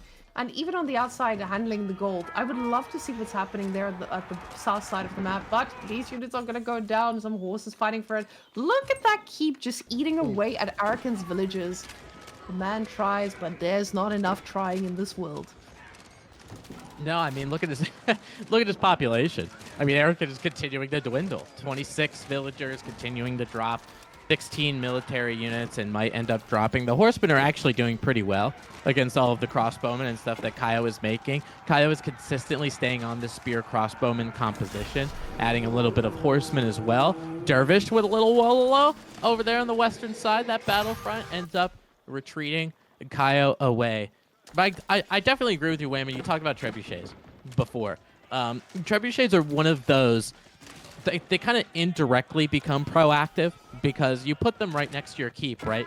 They're taking down all of your buildings and stuff. It makes you have to go out and get it. And then when you're Kaio, especially with English, and you have the network by your keeps and all of that kind of stuff, you get some trebuchets, you start taking them down from a distance, and eventually you're taking a fight that is more advantageous for you. Yeah, trebuchets are not getting countered by any unit in the game right now. And especially not when you have imp trebuchets from English. The upgrades, the spiciness from those things, it's just unmatched, I would say. The armies, though, they're getting kind of close. And even though this is quite unfortunate, that's just the problem of a 2v1, right? So these trades still going the way of English. That's a lot of crossbows. You want to get rid of those because the gold is going to become less and less. We can see that with 23 villages left from Arakan. He is, it's basically a 2v1 at this point. But the fact that he's still keeping Kaio engaged gives Makomi some time to get further ahead. Yeah, I mean, at least Makomi is able to keep some of his villagers alive, right? Arakan sitting at 24 villagers, 5 military units. His horsemen are going to end up going down. I mean, when it comes to Kaio and how much population he's given, I mean, every player is given 200 supply, right? So obviously, why we hype up 2v1 situations and the ability for people to do it is because you're operating at a limited supply, right? So you could do things if you're Kaio. You want to put an exclamation mark in this game, right? Kill some villagers. You go ahead and take some villagers off. Your stockpile is massive. You have 62 villagers on farms. You relieve some of those villagers of their duty, as a political way of saying it. And you're going to be able to get some more army if he wants to. Although, while I was talking about that strategy happening, I don't think he necessarily needs to because he's knee-deep in Byzantine areas. Being knee-deep in Byzantine's area is... the person you're trying to shut down as well is Makomi, and he's just going to send reinforcements, and you're going to fight under TCs. What I love is the fact that he's putting down a second TC 35 minutes into the game. 2v1! He is really hoping to get this bad boy up and running and get his villagers back in action. Makomi probably telling him, it's okay, dude, I've got 67, we got this. And he's holding on for dear life. Now I'm down to 15 villagers, and... we're basically at a proper 2v1. The crossbows getting countered by horsemen, as he had learned just earlier. And now, I'm just hoping to see him close it out properly. I'm not going for any trebuchets. The man says, I'm honorable. I will do it with units that actually have counters. And you know, I mean, I know we talk about the disconnect and all that kind of stuff and 2v1 this that, but the way Kaio pushed into that Byzantine base, it's kind of a 1v1 now. Erican is sitting on a population of 18, so it's probably not going to happen now. Kaio is continuing to go into Makomi's side of it, the Ayubid side of it. That Dervish dangerously close to getting that Wololo. Horseman, not too much of a DPS unit. Military count that Vodka's hovering over 72 to 2 now with Makomi surrendering. Erican says, well, I don't really have much of anything. I guess I'll go with my buddy. And all of a sudden, it's a 1-1. We had a DC out of the winning team. Kaio able to 1v2 as English Imperial got that Berkshire up and ended up steamrolling over Makomi and Erican to tie up the series on Kurlager. Now, I'm very surprised in how this one played out because of the fact that they didn't leave the game when that happened. They just kept on going, and they were like, "Well, we're gonna win this." So definitely, and I can see Twitch chat definitely rooting here for Kaio and hoping that he would take them down. Really well played by Kaio. Kaio honestly keeping the pain up, making sure that they cannot get ahead, being two people instead of one. So Miomaika, Kaio, they take the W. And hopefully Miomaika's internet will survive for the next round. Yeah, and you know what the great thing is, if something did happen, right? That's why you have a third player, right? You gotta bring some. Hey, Wayman, you're a third player on the chimp. I'm a third player. Yeah. What if something happens to Marine Lord's internet? You got to step up and step out, right? Yeah. You gotta do some damage. Yeah, yeah. I qualified first day. What can I say? Marine Lord being my teammate, he was like, "It's fine. I'll sub in for you, Whammon. You can take the next week." So, yeah, no, it's all right. The qualifications first day done, but now let's see if these boys actually have their sub ready if needed. But let's see those pivotal fights. Look at those dervishes, just healing things, making life a little bit harder, debuffing the knights from with those camels to make sure that these are extra annoying. Because every single second spent on these means that he's not raiding his villagers. And that's exactly what you want to do with knights. You want to keep them engaged. The dervish going down is a big loss, but he kept them engaged for a while. And Mkomi, that was a very well played play by him. And honestly, I thought this is where things were going to go right for them.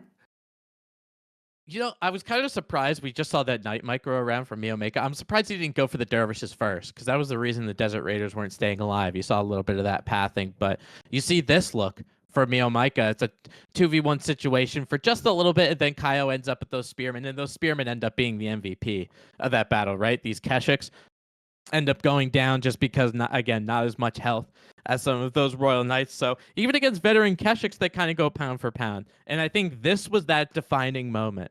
Wayman, this fight was that defining moment where you had this Castle Age Kaio trying to get his feet out from under him with that second town center. And because he was able to help his buddy out, because he was able to repel the Cistern, right? The Ayubids and their Desert Raiders, they were able to kind of flip the script and go with those battles a little bit more on Makomi and Erican's side. So heads up play by them.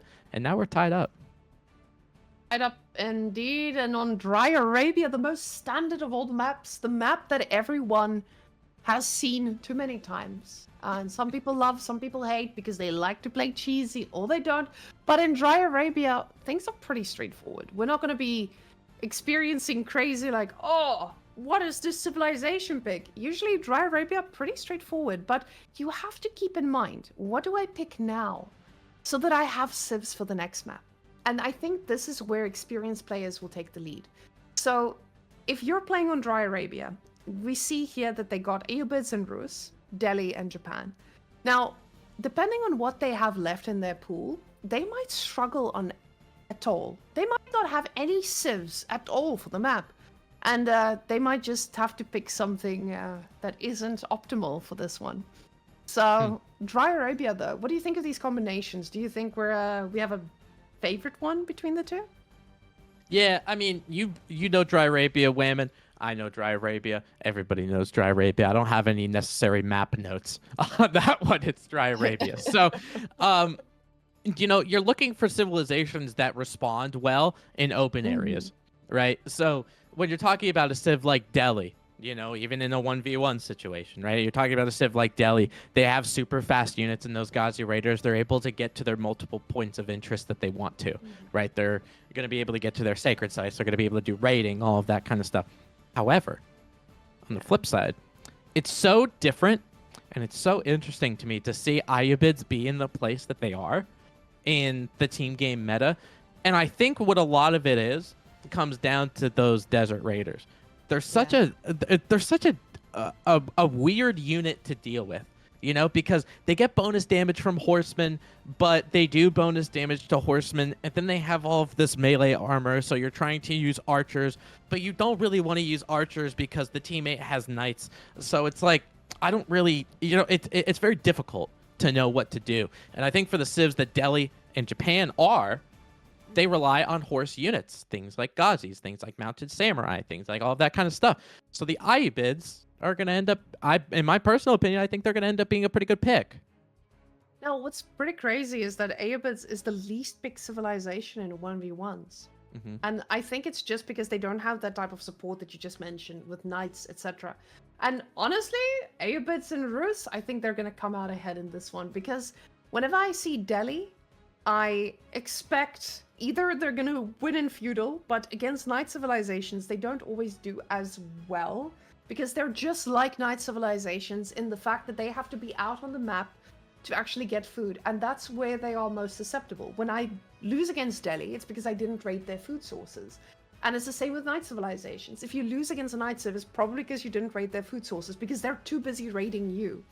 So with Delhi, I think that Delhi and Japan might not be the strongest pick in this scenario. But again, guys, it's 2 a.m. there in Vietnam. Well, these boys, I hope they're prepared for a late night because they're gonna need a lot of preparation and a lot of energy for this last part. And you know, it's kind of funny because Delhi tried to, in some of the ways that are Delhi plays now, they kind of try to patch that up because you're Yeah. exactly right. When you're playing as Delhi, it's I gotta find some berries that are over in a different country. I gotta find some of these deer packs that are in Narnia, right? And then all of a sudden, all of your villagers end up going down. You gotta make 500 wood worth of outposts just to try to shield your villagers, and it becomes very difficult. So Yeah. now in 1v1 we've made that shift. The Tower of Victory isn't really that quote unquote meta or feudal bash my head against my opponent and win the game. You know, personally I like it that way. But they go for Dome of the Faith instead, right? So they get all of their scholars, they get them cheaper, they get pro scouts, then all of a sudden you have all of these deer are right in front of your town center. So that food, you're trying to raid food and all that kind of stuff, it doesn't really happen anymore. And the deer end up being better because of their ability to get survival techniques for free, wheelbarrow for free, all of that kind of stuff. Their food economy becomes out of control, and now you can't raid it. So if they're able to pull that off, you're fighting uphill against the Delhi Soldier, that's for sure. Definitely. Interesting thing to consider there, because I think a lot of people, when we think of Delhi, we think of this big mass of units coming towards us, or fast elephants. And when you have a friend on your side like Japan, again, we could see some shinobis TPing all around the map, making sure that they can cause some aggression, force the opponents to react. But you could also just get a fast castle, Japan. I feel like both of these civilizations now have options, and some of them might not be that practiced against. So when I'm thinking Delhi here, you're able to get fast castle because of what you mentioned earlier. But then you can boom after getting castle. There's no more straight up counter to elephants. Elephants are really hard to deal with right now, and when you do get that amount of scholars that can keep them alive, it becomes a really hard thing to focus down on. But I guess it depends on the scouting here. We need to see the decision making. These boys, they need to see what the other one's doing, and they need to do exactly what the opponent is, not expecting. And I think the person that's dictating the pace of the game is going to be Delhi and Japan. They are the ones who decides, okay, how does this game go? Because if they decide to go feudal, I'm very worried for them. If they decide to go castle, I don't think both of them can do it at the same time. The other one will have to fill the gaps. So I just want to see that our Vietnamese team, Pro Quitter, scouts and responds accordingly. Yeah, you're talking about both civs going fast castle, and that's the kind of juxtaposition that we see in team games a lot, where it's like one civ has decided that they're going to go fast castle, similar to Byzantines, right? They wanted to go for that cistern of the first hill, so the other teammate makes some units in feudal, keeps the other team, kind of busy while you're sitting back. You get to castle age, and then you're able to storm back, and then the other civ can do map control. It's kind of like do castle age. Excuse me. It's kind of like a little back and forth, right? I see that a lot with a civ that we haven't seen yet in this series, actually in any series that we've had today. But Mongols is very similar. Ooh. If Mongols does something. Yeah, they have. If somebody does stuff like having like some Dark Age aggression or something, you have the civilization so focused on that Mongolian tower or those Mongolian units. You have your teammate like HRE behind it who just fast castles, right? Because they're like, oh well, they're worried about the Mongols. I'm just gonna do my thing, hit the castle age, and then I'll help you out a little bit later. So I always thought the Mongols were really good at this. There's other civilizations. We've even seen HRE go with Dark Age barracks, add some spearmen, that kind of stuff. So there's definitely an ability to do that, but that's what makes team games so different, right, than a 1v1 is the choreography, the synchronicity, the juxtaposing between game plans, that kind of stuff. If you're able to do those things with your teammate, you play a lot with your teammate, you can coordinate, all of a sudden you end up becoming this unstoppable force. And that's why you have team that have team game players that played a lot together, things like the Devil's Clan making it to the finals. So hopefully teams like Mokraken and Erican who play team games together might be able to take down the Pro Quiz. Or Mythology and Kaio might be able to take it out just because of their ability to play team games together as well. Whammon, I'm excited. Game 3. We'll cut that tie. Let's see what happens.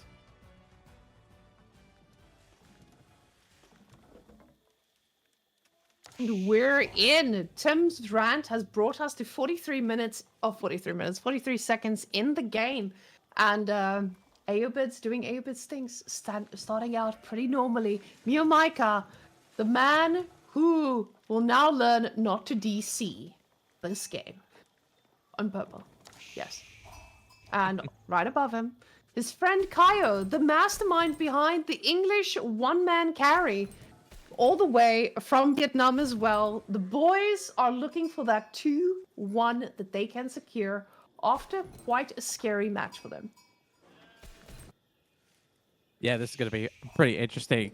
Erican playing in the color green as the Delhi Sultan accurately described Mokraken playing in the color yellow as Japan. Erican very similar with that Delhi build. Japan going to be pretty similar, adding that house that's going to help you with population and acts as a mill as well. So we talked about some of this game plan a little bit. Usually we have a little bit of time, in Dark Age to talk about the map, talk about what we're going to do, all that kind of stuff. It's Dry Arabia. What more do you want from us? Have you played Dry Arabia before? Because that's what it is. Yeah, Dry Arabia, the most standard of all the maps. Sometimes you're just like, okay, what is the crazy spawn going to be? And you're like, oh wait, nothing. This is Dry Arabia. But if I'm looking at this map, let's try to identify which spawn is the Marine Lord spawn. And if I'm looking at this, I feel like so far Mokraken's spawn is okay, but he has that forward gold, which is not optimal. Easy to put a little tower on it though. But maybe Kaio. Kaio, I think, is the man with the Marine Lord spawn, because we do have an easy to wall area there. We have an easy place for a nice little Kremlin, and the wood walls would do really well over here. I don't know, what would you rank as the Marine Lord spawn in this game? I definitely would have went. I agree with you. No, honestly, if you're gonna shout out Golden Gate, you can interrupt me at any time you want. I would have gave Kaio the Marine Lord spawn also, and I would have thought Kremlin, right? You put the Kremlin by the gold, the stone is in the back, you can get a second town center if you want to, you have a back deer pack you can put it on if you really wanted to do that, but Golden Gate seems to be the meta for 2v2s. We've seen maybe one Kremlin, mostly Golden Gate now, and I've been a big fan of it while we've been able to see it. Now, woodlines, he does have some woodlines that are a little bit forward, but obviously, being the ability to, one, have those fortified palisades, and two, having wooden fortresses are really going to help you out. On the flip side, You got Erican going with the Dome Tower of Victory is not as relevant as it used to be. Makomi, just because this is the driest of Arabia, going with the Cura Storehouse and not the Coca. I kind of like, based on where he has the Cura, it's kind of nice because you get your farms around it, right? And I always get this a lot when I'm playing Japan because I usually put it near my town center and to make a wood line at the same time so it's easily garrisonable. And people are like, why aren't you spreading it out? Why aren't you making sure you get farms around it and that kind of stuff? And a lot of it is because you can use it as a lumber camp. So it saves you that little bit of wood. You're able to farm transition a little bit quicker. The Cura Storehouse, even though Japan might not be in a good spot in terms of their power level, I think it's a really good landmark. Now, I think the Kura Storehouse is definitely something that sets the pace for Japan to understand, okay, what are they going to be doing? And in this position here, we see very, very safe farm transitions. But with that tower, they are aware of the limitations of Japan. We see everyone else going for quite a bit of wood. This means that we're not going to get just greedy geese here. We actually have people with logical decisions. Kaio here popping down the tower, knowing that he doesn't have that wood bonus.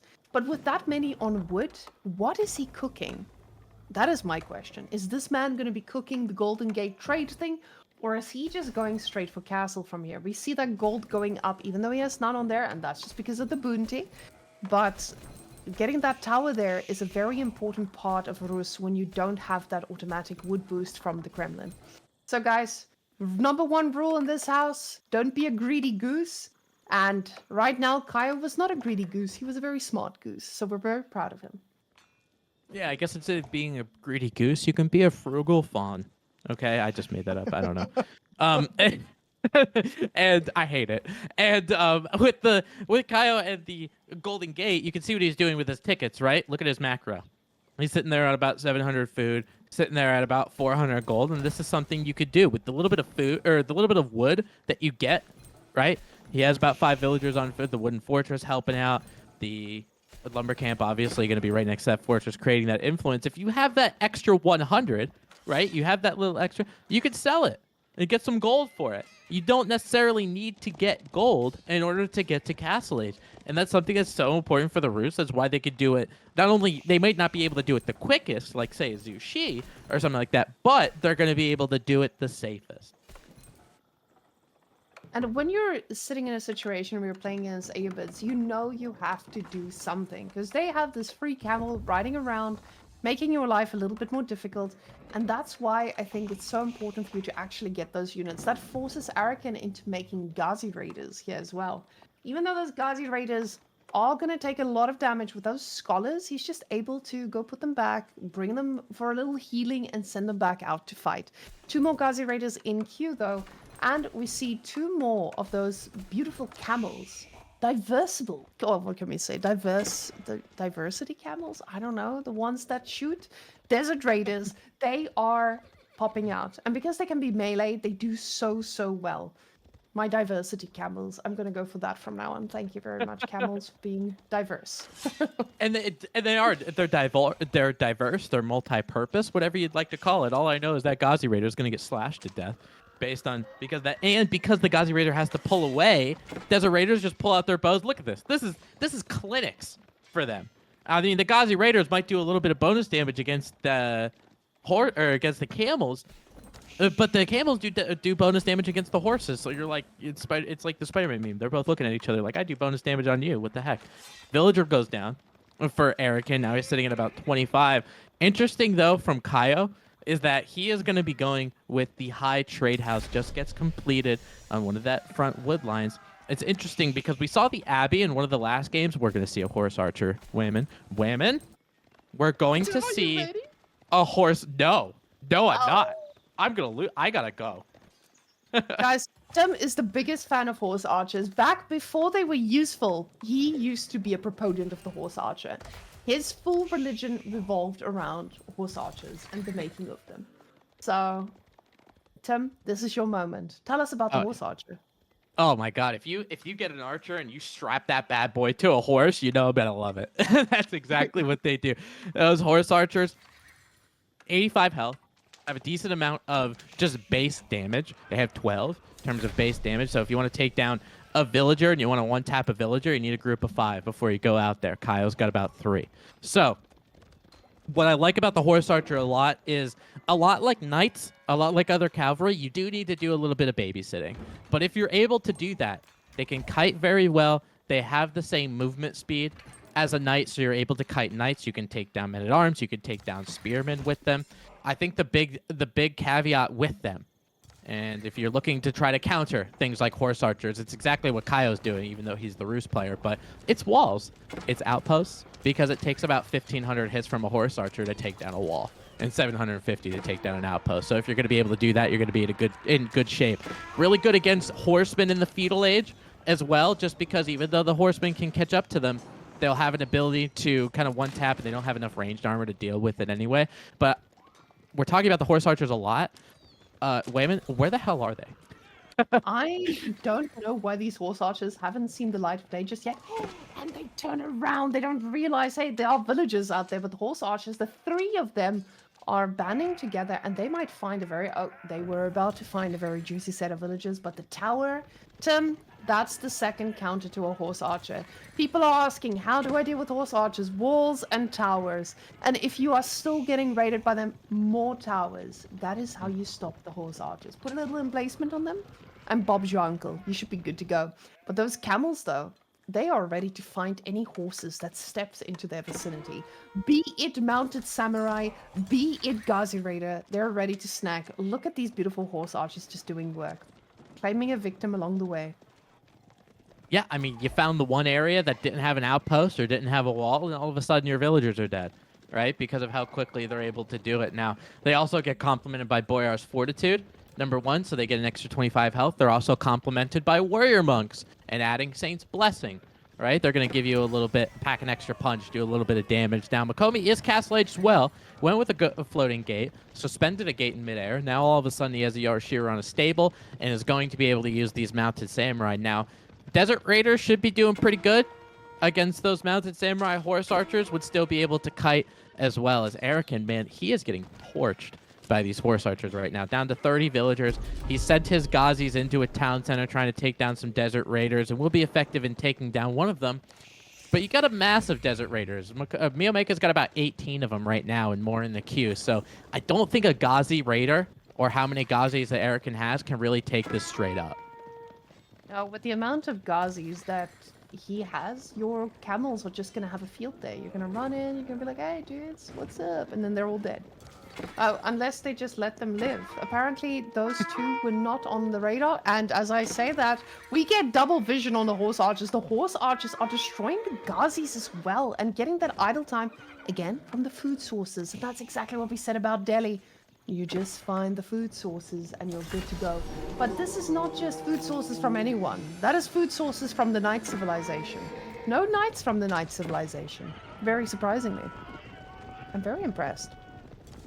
Yeah, that is pretty interesting. And a lot of times when you're like, I mean, when you're rooted, you're going with horse archers. You talk about being a knight civilization. You end up getting knights a little bit afterward, right? Because you need a little bit of firepower up front, create a little bit of a front line so those horse archers can attack.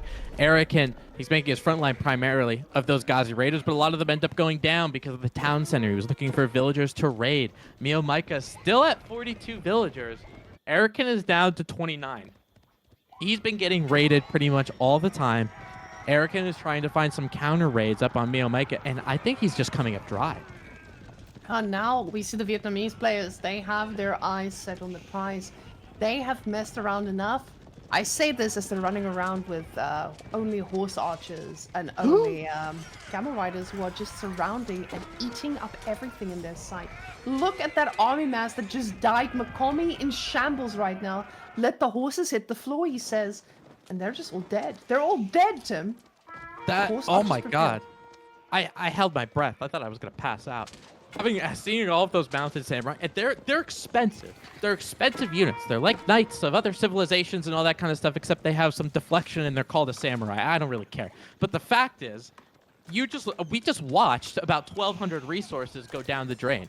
Feudal desert raiders we're able to take them out. Honestly, I appreciate the mobility from Makomi and Erican. We've got Gazis, we've got Mounted Samurai. They need something. They need something different, or they're going to get torched this game. At this point, it doesn't look like there is anything different that can actually handle this. I don't know what they could make from this. This is where you're like, okay, I'm still in feudal. I went for dome. What now? So we didn't ever get to see the deli. The deli never shined. They just didn't get the shot to shine. And these horse archers just forced them to keep making units. But the problem is they're making Gazis, and those Gazis just keep dying. So right now, you just have a deli stuck in feudal, and he's not going anywhere. Yeah, and I think this is a pitfall that a lot of civilizations make against the Ayyubids when they're in feudal. I've seen it probably a couple times in team games at this point. Is they want to make horsemen because horsemen do the bonus damage, blah blah blah. But we're gonna watch this fight happen. You know, we're gonna see Desert Raiders go up against these Ghazi Raiders, and there's a reason why the Ghazi Raiders are running away, right? You know, that little bit of camel unease and that kind of stuff as well. I think that's a common thing that people do too. You might be able to take down a couple desert or like one Desert Raider with a couple horsemen or something like that, but you're not gonna be able to take a fight straight up. Although Erican does have a couple scholars that could be helpful. Yeah, now with the scholars here, this fight might actually be the only time he gets to take this. They did take a little bit of fire damage there from the EC as well, but the fight still doesn't look very good. These scholars are desperately trying to keep the last few of those horses alive, and they just keep dying. Even a poor villager is getting healed up. Is that a villager or an archer? Ah, it's just a villager. A very, very brave villager. Rest in pieces. And now the Predator next, or the Scholars are next on the list. But look at these horse archers. He says, hey, you didn't make any of those counter units, aka walls, so I'm just gonna go into your base. And that's exactly what's happening here. He's just sitting in the base, sniping anything that dares look at him, even a little bit funny. But he does forget about the Desert Raiders on the other side, though. Miyamaika maybe enjoying this side just a little bit too much as he's making some siege over there, too. And, don't get me wrong, like, Makomi Mounted Samurai, they're going to be able to take a lot of Horse Archer hits. I get that. The thing of it is, with Kaio having all of those archery ranges, Horse Archers not being too much of an expensive unit, they're 80 food, 40 wood with a civilization that has a good food economy and wood economy, and also how quickly you can pop them out. It doesn't take that very long to get a group of 3 Horse Archers. It takes about 15 seconds to 20 seconds, so you're going to be able to consistently have more, right? You're going to be able to consistently have more Horse Archers than Mounted Samurai, and then you just kite them, right? We're seeing Miyamaka start to make rams. He does have military wings, so he's going to be able to make them with the Desert Raiders, but the Mounted Samurai, they're trying to get to the rams. If they walk into those Horse Archers, like, they're dead, or they're going to get kited or something. They can't effectively take that. I just love how the horse archers are prioritizing. They'll run in, scare off the knights, and then fight and get a villager. Look at these horse archers. They're not doing the best damage to these, but honestly, there's so many of them. They will take this down anyway. We see 5 million horse archers just fighting down this very tiny army from Makomi. Taking okay trades, but at the same time, Miyamaka being under the TC there from Arakan. Feudal age, poor man, still taking a lot of damage. The villagers have come in. Makomi realizes, okay, enough is enough. We can extend this game, but it's so frustrating. I'm going off. That looked very frustrating. Yeah, I mean, you got to a point where, Bruce, obviously the high trade house helped him as well with that food economy. All of a sudden, you see villager count. Erican was rated for the duration of this game, but Vodka, take a look at military count here. We're gonna look at Kaio's military very quickly. Yeah, that's a lot. Most of them are horse archers, so they might not pound for pound, unit for unit. A horse archer is gonna lose against a lot of things, right? But the fact that you can get 40 of them quicker than just about 40 of getting anything, you're gonna be able to just take things down. Right? I mean, Makomi and Erican, they went for more cavalry for mobility. We didn't see any regular archers. Archers are a little bit more cost effective when dealing with horse archers. So it's an opportunity to do it. And obviously, we talked about before, just like, it pains me to say it, but like build a wall or something, I hear that you're an enjoyer of walls recently. Oh, God. So I'm quite surprised to hear you say that with such disdain in your voice. My goodness. You build one wall and then all of a sudden you're a heretic. You know, unbelievable. You're the waller of the season. The boys are trying to, you can see, they're just trying to catch up on those horse archers. But Tim, your true love, the horse archer, it is there to prevail. And these boys just there with the Ooh. surround. Amazing surround here from Mio Micah. And they get so much done. And look at this horse archer micro. He knows, okay, I just need to fight those that are going to get out and get the most amount of damage done. So, absolutely beautiful micro here from Mio Micah. He is doing an amazing job at just being the meat shield, but also the control shield for those beautiful little horse archers running around. Yeah, and I mean, look at the difference, right? I mean, I know Erican is taking some fights, of course, against those Desert Raiders, but Kaio's already sitting on 33 of them and just running around the map, right? Mio Micah, just because he didn't go up to Castle Age, he was able to keep those Desert Raiders consistent throughout Feudal Age. He still had about 20, right? That military count was vastly in favor of Kaio and Mio Micah, whatever composition it's made up of. You have a military count of 55 to 20, it's going to be quite a problem. And right now, even though we're not going to see Roos in this game, but Roos helped them. The Horse Archer helped them get on to match point. The Pro Quitters are against Mikomi and Araken. And now we're on Himiyama, so a little bit more spice compared to Dry Arabia. But still, it's going to be that land map. Matchups coming in for Mikomi and Araken going for HRE and Abbasid. Pro Quitter team going for Delhi and Mali. First Mali game that we're going to see today. Well, what makes this a very unique situation as well is, again, we have a very big map, and it, like we said before, it ends in a lot of one-on-one situations. So Malians, they do really well against most civilizations because they can actually handle. But I don't think Abbasid's on that list. If you have an Abbasid archer mass, I think Abbasid does pretty well against Malians. So if you get into that position, I think a lot of people just want to dictate how you're gonna send them around. But Malian's being picked this time. I'm really excited to see if we're gonna get the Cowboom or if we're gonna get a little bit of Farimba. Now, Farimba hasn't shown too much power in most of the matches, so I don't know if it's gonna see the light of day. But interesting thing I want to point out to you, Twitch chat, and to you, Tim, because you're also my favorite. So Mongols got sniped again. Why is Mongols getting sniped every single time, even on a big map like Himiyama? Yeah, that's a good question. I mean, you would think that Mongols have, I don't know, because it seems like in 1v1 they're not like, if somebody asks you what's the best civ in the game, Mongols isn't going to be something, right? But I know a lot of people that might play games that are bigger than 2v2s, maybe 3v3s, 4v4s. They're like, yeah, man, could I just haunt my dreams and shoot arrows into my brain? So maybe we're having some kind of vendetta against Mongols just because of that. I wanted to allude to something regarding the Mali, and that's the Farimba, because I've been bitten by the Farimba probably about 3 or 4 times on ladder over the past week or two. So they have these special units, right? They have things like Freeborn Warriors. They have things like those javelins that, as of right now, you should be only getting in Castle Age, but you are, you have the button to hit it in Feudal. Just don't hit that. And so as of right now, you have some special units, right, with the Malians. So the Freeborn Warriors, first time I saw it was last week, and it absolutely pummeled me because I've never seen one of them before. And then once I noticed what they were, I continued to get pummeled by them. So I don't really know what the situation is with them. So, scary. But, yeah. Yeah. But regardless, I mean, it could add a little bit extra to a kit of Mali that's so unique.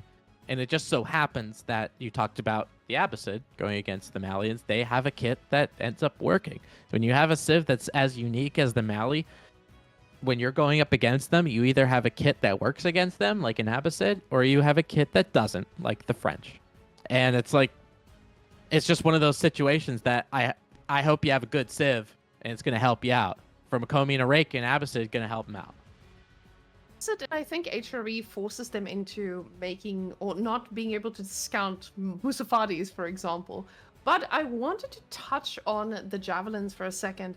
I believe the last update I heard, javelins castle upgrade is allowed in feudal, isn't it? Yeah. That's the decision. We'll see if the team of Miyomeka and Kaio end up doing that. Most of the time, I think from the Mally that we saw yesterday, they waited. They waited till Farimba, then got the Castle Age upgrade, which I can respect. I do think I'm not a Malian player myself, but I'm if it were to happen on the ladder and I was Mally and I was in a bind and I was in feudal age, I'm not saying I'd do it. I'm just saying I my finger slipped. It's allowed in tournaments. Sometimes your fingers just slip. You know when you're okay, you probably have never done this, but when you're playing ladder, because of that unspoken rule of don't make stone walls in feudal from tournaments, it's a spoken rule, but on ladder it's an unspoken rule. But when you're just like losing against a very specific unit that can be countered by stone walls, I must admit I have made a little stone wall before in feudal. Yeah. Oh Yeah. my god. It's okay. I'm I got expecting a hey, Reddit post. Yeah. I got Stonewall towered in feudal age a few days ago. So I would never do that to you. I got smurfed in Stonewall Tower. Oh gosh, I absolutely hate my life and stone walls. Thank you very much for making stone walls in feudal. Everyone on ladder. But guys, I am very happy to see that we get to see a diversity of maps today. It's not just, you know, the usual. It's not just archipelago every game. And or especially when we have water maps, it's very common. I like that these players who are not at the top are actually choosing to do a little bit more of these skirmishes on land, because it's something that I think a lot of us viewers are more familiar with as well. You don't see Atoll on ladder, right? So it's very hard to relate to something like that. But Himayama, you've been Himayama before, and you know what it feels like. So you can envision what these players feel like in that moment. You've done a sneaky trade on Himayama. Let's see if these players will do it too. yeah, you know, Himiya, I feel like it was it the map pool in season 8 as well? We're in season 9.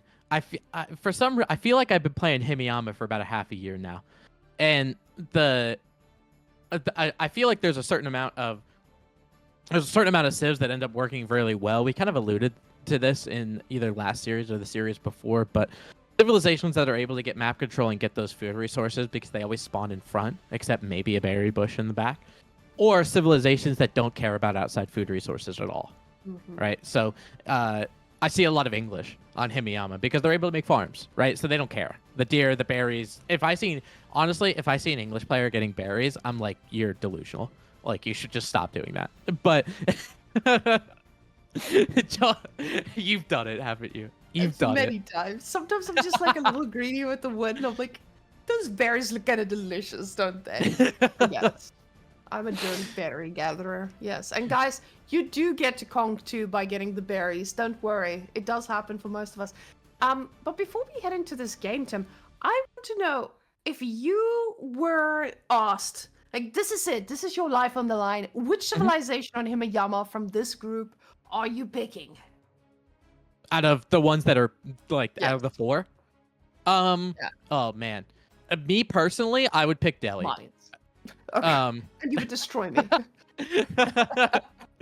But I see how you could do an HRE, right? Because HRE might not necessarily. I mean, yeah, they do like some of those outside food resources, but it's very easy to do a farm transition. They can get their relics. They could do that kind of stuff and do that. The civilizations that rely on wood, I don't really like that much either. So I don't think on Himiyama, I don't think I've ever played Roost before, and I won't. Okay. Just because of the fact that there's the little, I call them bushels just because they're only like a stack of trees and that's pretty much it. But like, you know, and then you start moving around, right? And your Kremlin's like useless if you decide to go Kremlin because you're at a wood line that's like in the northern tip of the map or something like that. But I really do like Delhi because they get that map control, get those food resources, get those sacred sites, and they might be able to end the game pretty quickly with a sacred site victory. Yeah, I can see how the tempo will then dictate where we're going. And I actually like the fact, and I'm now noticing, when you have Delhi as a pick, you just complement Malians based on what you want to do. And you can respond to anything that the other team has to offer. But now the question is, are we going to be seeing a Delhi with Dome? Or are we going to be seeing Delhi with the Tower of Victory? Because if we see a Delhi with Tower of Victory, I'm going to be excited for those fuel plays. Because I think Delhi and that snowball and the avalanche, I'm ready for it. Thank you, Delhi, for You, existing. you guys remember the avalanche, dude? No, I think with the I don't think we're gonna see a Tower of Victory, and I think usually the reason why is because of Delhi's place in the team game meta. We've seen Mhm. Delhi all the time going Ghazi, and Mm, Tower of Victory doesn't do anything to the that's true. Ghazi. It's only the foot soldiers get that increase in attack speed. So if you're gonna go with Ghazi and then you make Tower of Victory, I'd be like, well, I mean, you made a cool building, but it's not really gonna do anything, And like right? So, the healing that you get from the prelates, it's not prelates, from the scholars. It's not just for your army; it's also for your ally. that's Everyone true. benefits. Yeah, That is true. I mean, when you interesting. have an entire like basically the population of the Vatican out there and scholars running out there healing everybody, it makes it so very difficult and so very frustrating. You can't cut through that religious power of those scholars, but we're gonna see if Makomi and Arakan are gonna be able to cut through that power. I hear sheep, I hear ring-a-ding-dings in my ear. I'm waiting for that transition. Vodka, I can't stall anymore. This is all I. Okay, this is all. This is all I have for game number 4. Okay, Makomi playing as the Abbasid Dynasty, spawning in the southwest in the color yellow. His teammate Eric playing as the HRE in the color green, doing his fantastic prelate micro of those gold villagers and food villagers. Whamming my wonderful partner in crime. Who do we got on the other side? We got Mio Micah, the Delhi Chad, who we're gonna see go for not Tower of Victory in a little while. The man, the legend, the guy who DC'd and forced his teammate into a 2v1, which worked perfectly well. Kaio, next up, our MVP from the second game, 2v1ing with English. And now we're gonna see his legendary plays all the way on Malians. Can I get an Ilalu in the chat, guys? Ilalu. And this Malian spawn, doesn't look that bad. I will say that. I mean, we have a gold mine on the other side that you might be able to pit mine. That's relatively safe. It's kind of nice for Himiyama because you have 1 or 2 gold veins that are kind of close, and it's nice that you have that second gold vein right close. There's a third one that's a little bit south. All right, so you can get some Himeyama spawns, right, where 2 gold veins are kind of close to each other. Someone just puts a tower there, and you're like, okay, I'm in danger. Now, not so much. You're going to be able to move out. You're going to need some mobility on the other side to really take down those pit mines. And I mean, for being a Malian player such as yourself, it's all about the buildings. It's all about taking down the pit mines, the cows, the everything that's not a villager. I think we really haven't focused on it in this cast is the feng shui of these bases. And I feel like with the Malian spawn, like you were mentioning, we're going to have pretty good feng shui.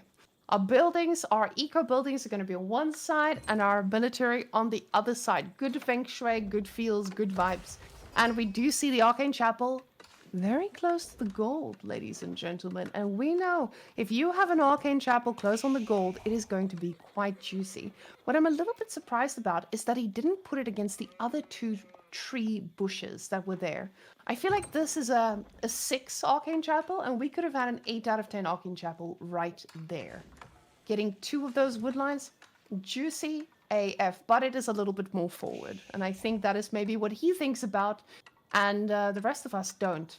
Now, Kaio, he's a little bit spicier than your average Malian player, apparently. Tim, how do you feel about that dirty landmark at the front? Hot damn. That landmark is covered in cayenne pepper, let me tell you. That's Heron Trade Network, right next to the relic, right next to the gold, so you can get a free pit mine and no one's going to do anything about it. And I wish you had a boar right there that the Malians are going to be unable to get. But if they were, that would be 2,200 food. That would be right into the face of those Malian peasants. Not so much, but at least he's able to get the pit mine. I mean, honestly, I like it. I mean, the Manticore does give you that little bit of gold per minute, a little bit of stone per minute, depending on what you want to do. But making sure that you have a pit mine that's safe, number 1, and getting that offensive foothold So if you want to take down an Abbasid player in Feudal Age, you might have an opportunity to do it because Makomi's going for economic wing. So we're probably going to be expecting some kind of greed coming out from the Abbasid player, and I'm pretty sure he's on stone already. Our wonderful producer, hop to the HRE base quickly. There is something urgent. Yes, the second TC is coming, but those villagers aren't. Oh, some of the gold villagers were not inspired. And I was about to say, I don't think he realizes. They just are at the edge of that poor thing. He just needs to move them a little bit closer, but he'll soon realize, I'm sure. But that second TC from Makomi, I'm excited. Because we haven't had the opportunity to see Abbasid in their full boom environment. Tim, do you think that a many TC Abbasid is actually a good play here? Or how do you feel? Oh, the board disappeared. Oh, no, it's still there. Is his ally gonna come here and snack on it? Oh, damn. No, because an Islamic civilization killed it, it's immediately labeled haram, and you get 0. You cannot do it. I mean, if the thing is, Delhi can't get it either. So even if his teammate, it wouldn't matter. Oh, yeah. But the for the Abbasid, going back to it in Field Age with the economic wing, you see this, obviously you see this a lot in 1v1s, right? Biogo, the economic wing, Fertile Crescent just got nerfed from 35% to 30%. Is that going to make that big of a difference? It seems like for the Abbasid, barring any kind of water shenanigans, because we saw a military wing before, Eco Wing still seems to be what people want to do. And, you know, even though it got nerfed just a little bit, Abbasid, if you're going to boom with a civilization, I'm still telling you to pick that one, regardless of the nerfs. Yeah, Avisa definitely has this huge advantage in the eco as well. And when you're getting to a point where you are able to go for 3 TC as he is, this is going to be really scary. And the only reason he gets to do this is because he's playing against civilizations that require some time. Malians is a civilization that likes to have their time. They want to chill, they want to get their cow boom up before they go for that huge push with all those millions of units. And at the same time, your Delhi went for Dome of the Faith. So you know that your Dome, the Dome man is just going to need time to also sit back, relax, and maybe go for Castle. But now with those Ghazi Raiders, I mean, he's going to be snacking. I feel like if these guys don't go for an answer soon, Arakan is on his way to Castle himself. But if they don't get any units out on the map, those Ghazi Raiders are going to be super annoying. Yeah, because, you know, we're at a time where you have 2 civilizations that are trying to be greedy, right? Look at military count. There's a prelate and there's 2 scouts, and that's it. I don't even think there's a military building out of both of them. I didn't see one yet, whether there is or isn't. But 3rd Town Center coming up from Makomi, the only thing you're making out of that is villagers or more scouts, right? So if somebody comes at you with some kind of aggression, it's going to be pretty difficult. Kaio is starting to do that. A javelin thrower is going to be coming in. Whoa, wait, pick one. Regnant's Cathedral from American coming out. He hit the Burgrave button for just a second, but Regnant's going to be able to get those relics. I think we're seeing a glaring issue here, and they don't have map control. They don't have units, right? So when you're using the Regnant's Cathedral and you're going to get some prelates, you're going to try to get some relics, you're not going to be able to do it safely. Erican does put down a stable. Looks like he's going to try to get some knights and stuff like that, but you can only make so many knights out of one stable. I don't know if they're going to be able to get the map control necessary to get those relics. HRE knights are pretty amazing though, and I think he's counting on that. But ooh, these guys are going to cause some trouble because the moment they start going on you, ooh, they're going to get that slowdown, and that allows them to take control of these relic positions as well. So he's just going to try to delay this as much as possible. And those villagers are not full HP. One goes down, the prelate comes out, and prelate needs to be a little bit careful because those bad boys are going to be looking skew at him as well. That's a very big delay. And this is and this is the thing, right? Is you would want your teammate helping you out as you get to Castle Age. Makomi is doing nothing of the sort. He has a couple stables. He's adding some horsemen. He has one out there and another one in the queue. But he's hanging out. He's 3 town centers. He's chilling. Erican just gets the Castle Age now at the cost of a couple of villagers. He's got enough Ghazis where he can shield some town center fire, some outpost fire, stuff like that. Does a really good job getting in between the outposts. Look at this pathing issue as 2 villagers end up going down. These villagers have to run all the way around the gold mine to try to get to that outpost, and it proves to be such an issue. Prelate coming over here, you would want the prelate trying to get some relics. but he's over there trying to heal villagers, making sure they don't die. Even though economic count is high for Mokraken and Arakan, just because of the 3 town centers from the Abbasid dynasty, Arakan is in trouble. Yeah, I can see how this is going to be a really tough position for him to be in, because he's not getting all those relics. He's picked up 1 now, and that's great. So he's got his first relic, but now he needs to start making some magic happen, and I just don't know how he's going to be doing that. Miyamika now getting both those sacred site, and the timer is ticking, but it's not... There's no level of urgency, and this is usually where people make that mistake, where they let daily cap, and they're like, it's fine, we can deal with it later. But you guys need to think about when that later is going to be. Your Abbasid is on 3 TC. He's making units. But what does that look like in 5 minutes from now? And that's the thing too. I think you pretty much nailed it. As Miyamaka went to Castle Age as the deli, so we'll be able to get some knights or some lancers, I should say, of his own to try to counteract what's going on a Raken side of it. But with this sacred site and trying to get this quote unquote sacred site victory going on right now, when it comes to those town centers, it takes a period of time for them to pay off, right? To get the villagers, to make sure you get the production, get your farm transition, make the units, get them over to the sacred site. This is a big plan. Right? Some of these Malian villagers end up going down. They only have 8.5 minutes. 1 is getting decapped. But I think the sacred sites are going to be the reason if Kaio and Miyamaka end up winning this game. It might be sacred site related. Because as this game continues to go, Mikomi is going to progressively get more powerful. He actually gets the sacred site to be decapped, but look at how the farms are exposed on the chapel as well. You will have a situation, or not the chapel, sorry. When we're looking at the Abbasid, everything is exposed. As Abbasid now, you just get to be raided. And those TCs, they provide some shelter, but there's a big pink blob, and they're just going to keep snacking on anything under that TC. So, yes, you have that lead, but they're setting the pace. And those javelin throwers do a really good job of what you just said in raiding. Because even though those javelin throwers, they always frustrate me when I'm playing against Mali, because even though they're slow, javelin throwers are one of the slowest units, they have so much ranged armor where they can hit or take hits from some town center fire and still be okay. So they're pretty pesky to get rid of. You're going to need some horsemen. You're going to need something to deal with it. Miyamaka trying to get in with a lot of his cavalry that he has. He's got 19 military, half and half in terms of knight and Ghazi, with some scholars helping him out also.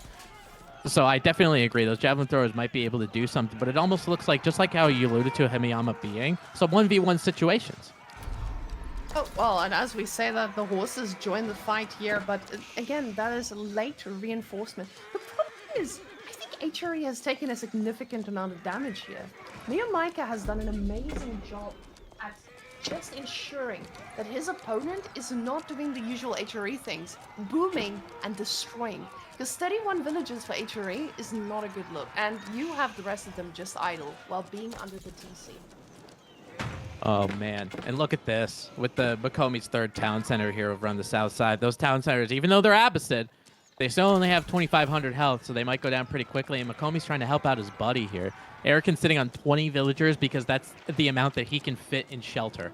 Okay, so this town center might end up going down. Makomi's on 70 villagers, but he hasn't really done anything with it yet. He's got some horsemen, he's got a couple camel archers, but that's pretty much it. A little bit of a quick wallow over here from Arakan. Looks like he's not going to be able to get that relic.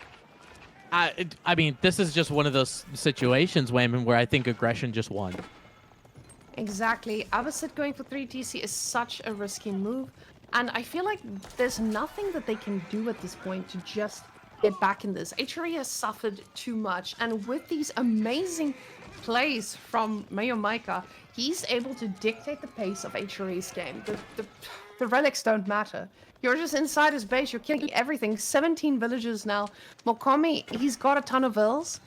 And nothing that can actually handle an army. So being stuck in feudal, you're just idle the whole time. There's going to keep being this aggression from Malians, which, you know, it's really scary. Those javelin throwers on feudal, they are just so strong. And the sacred site timer is back online.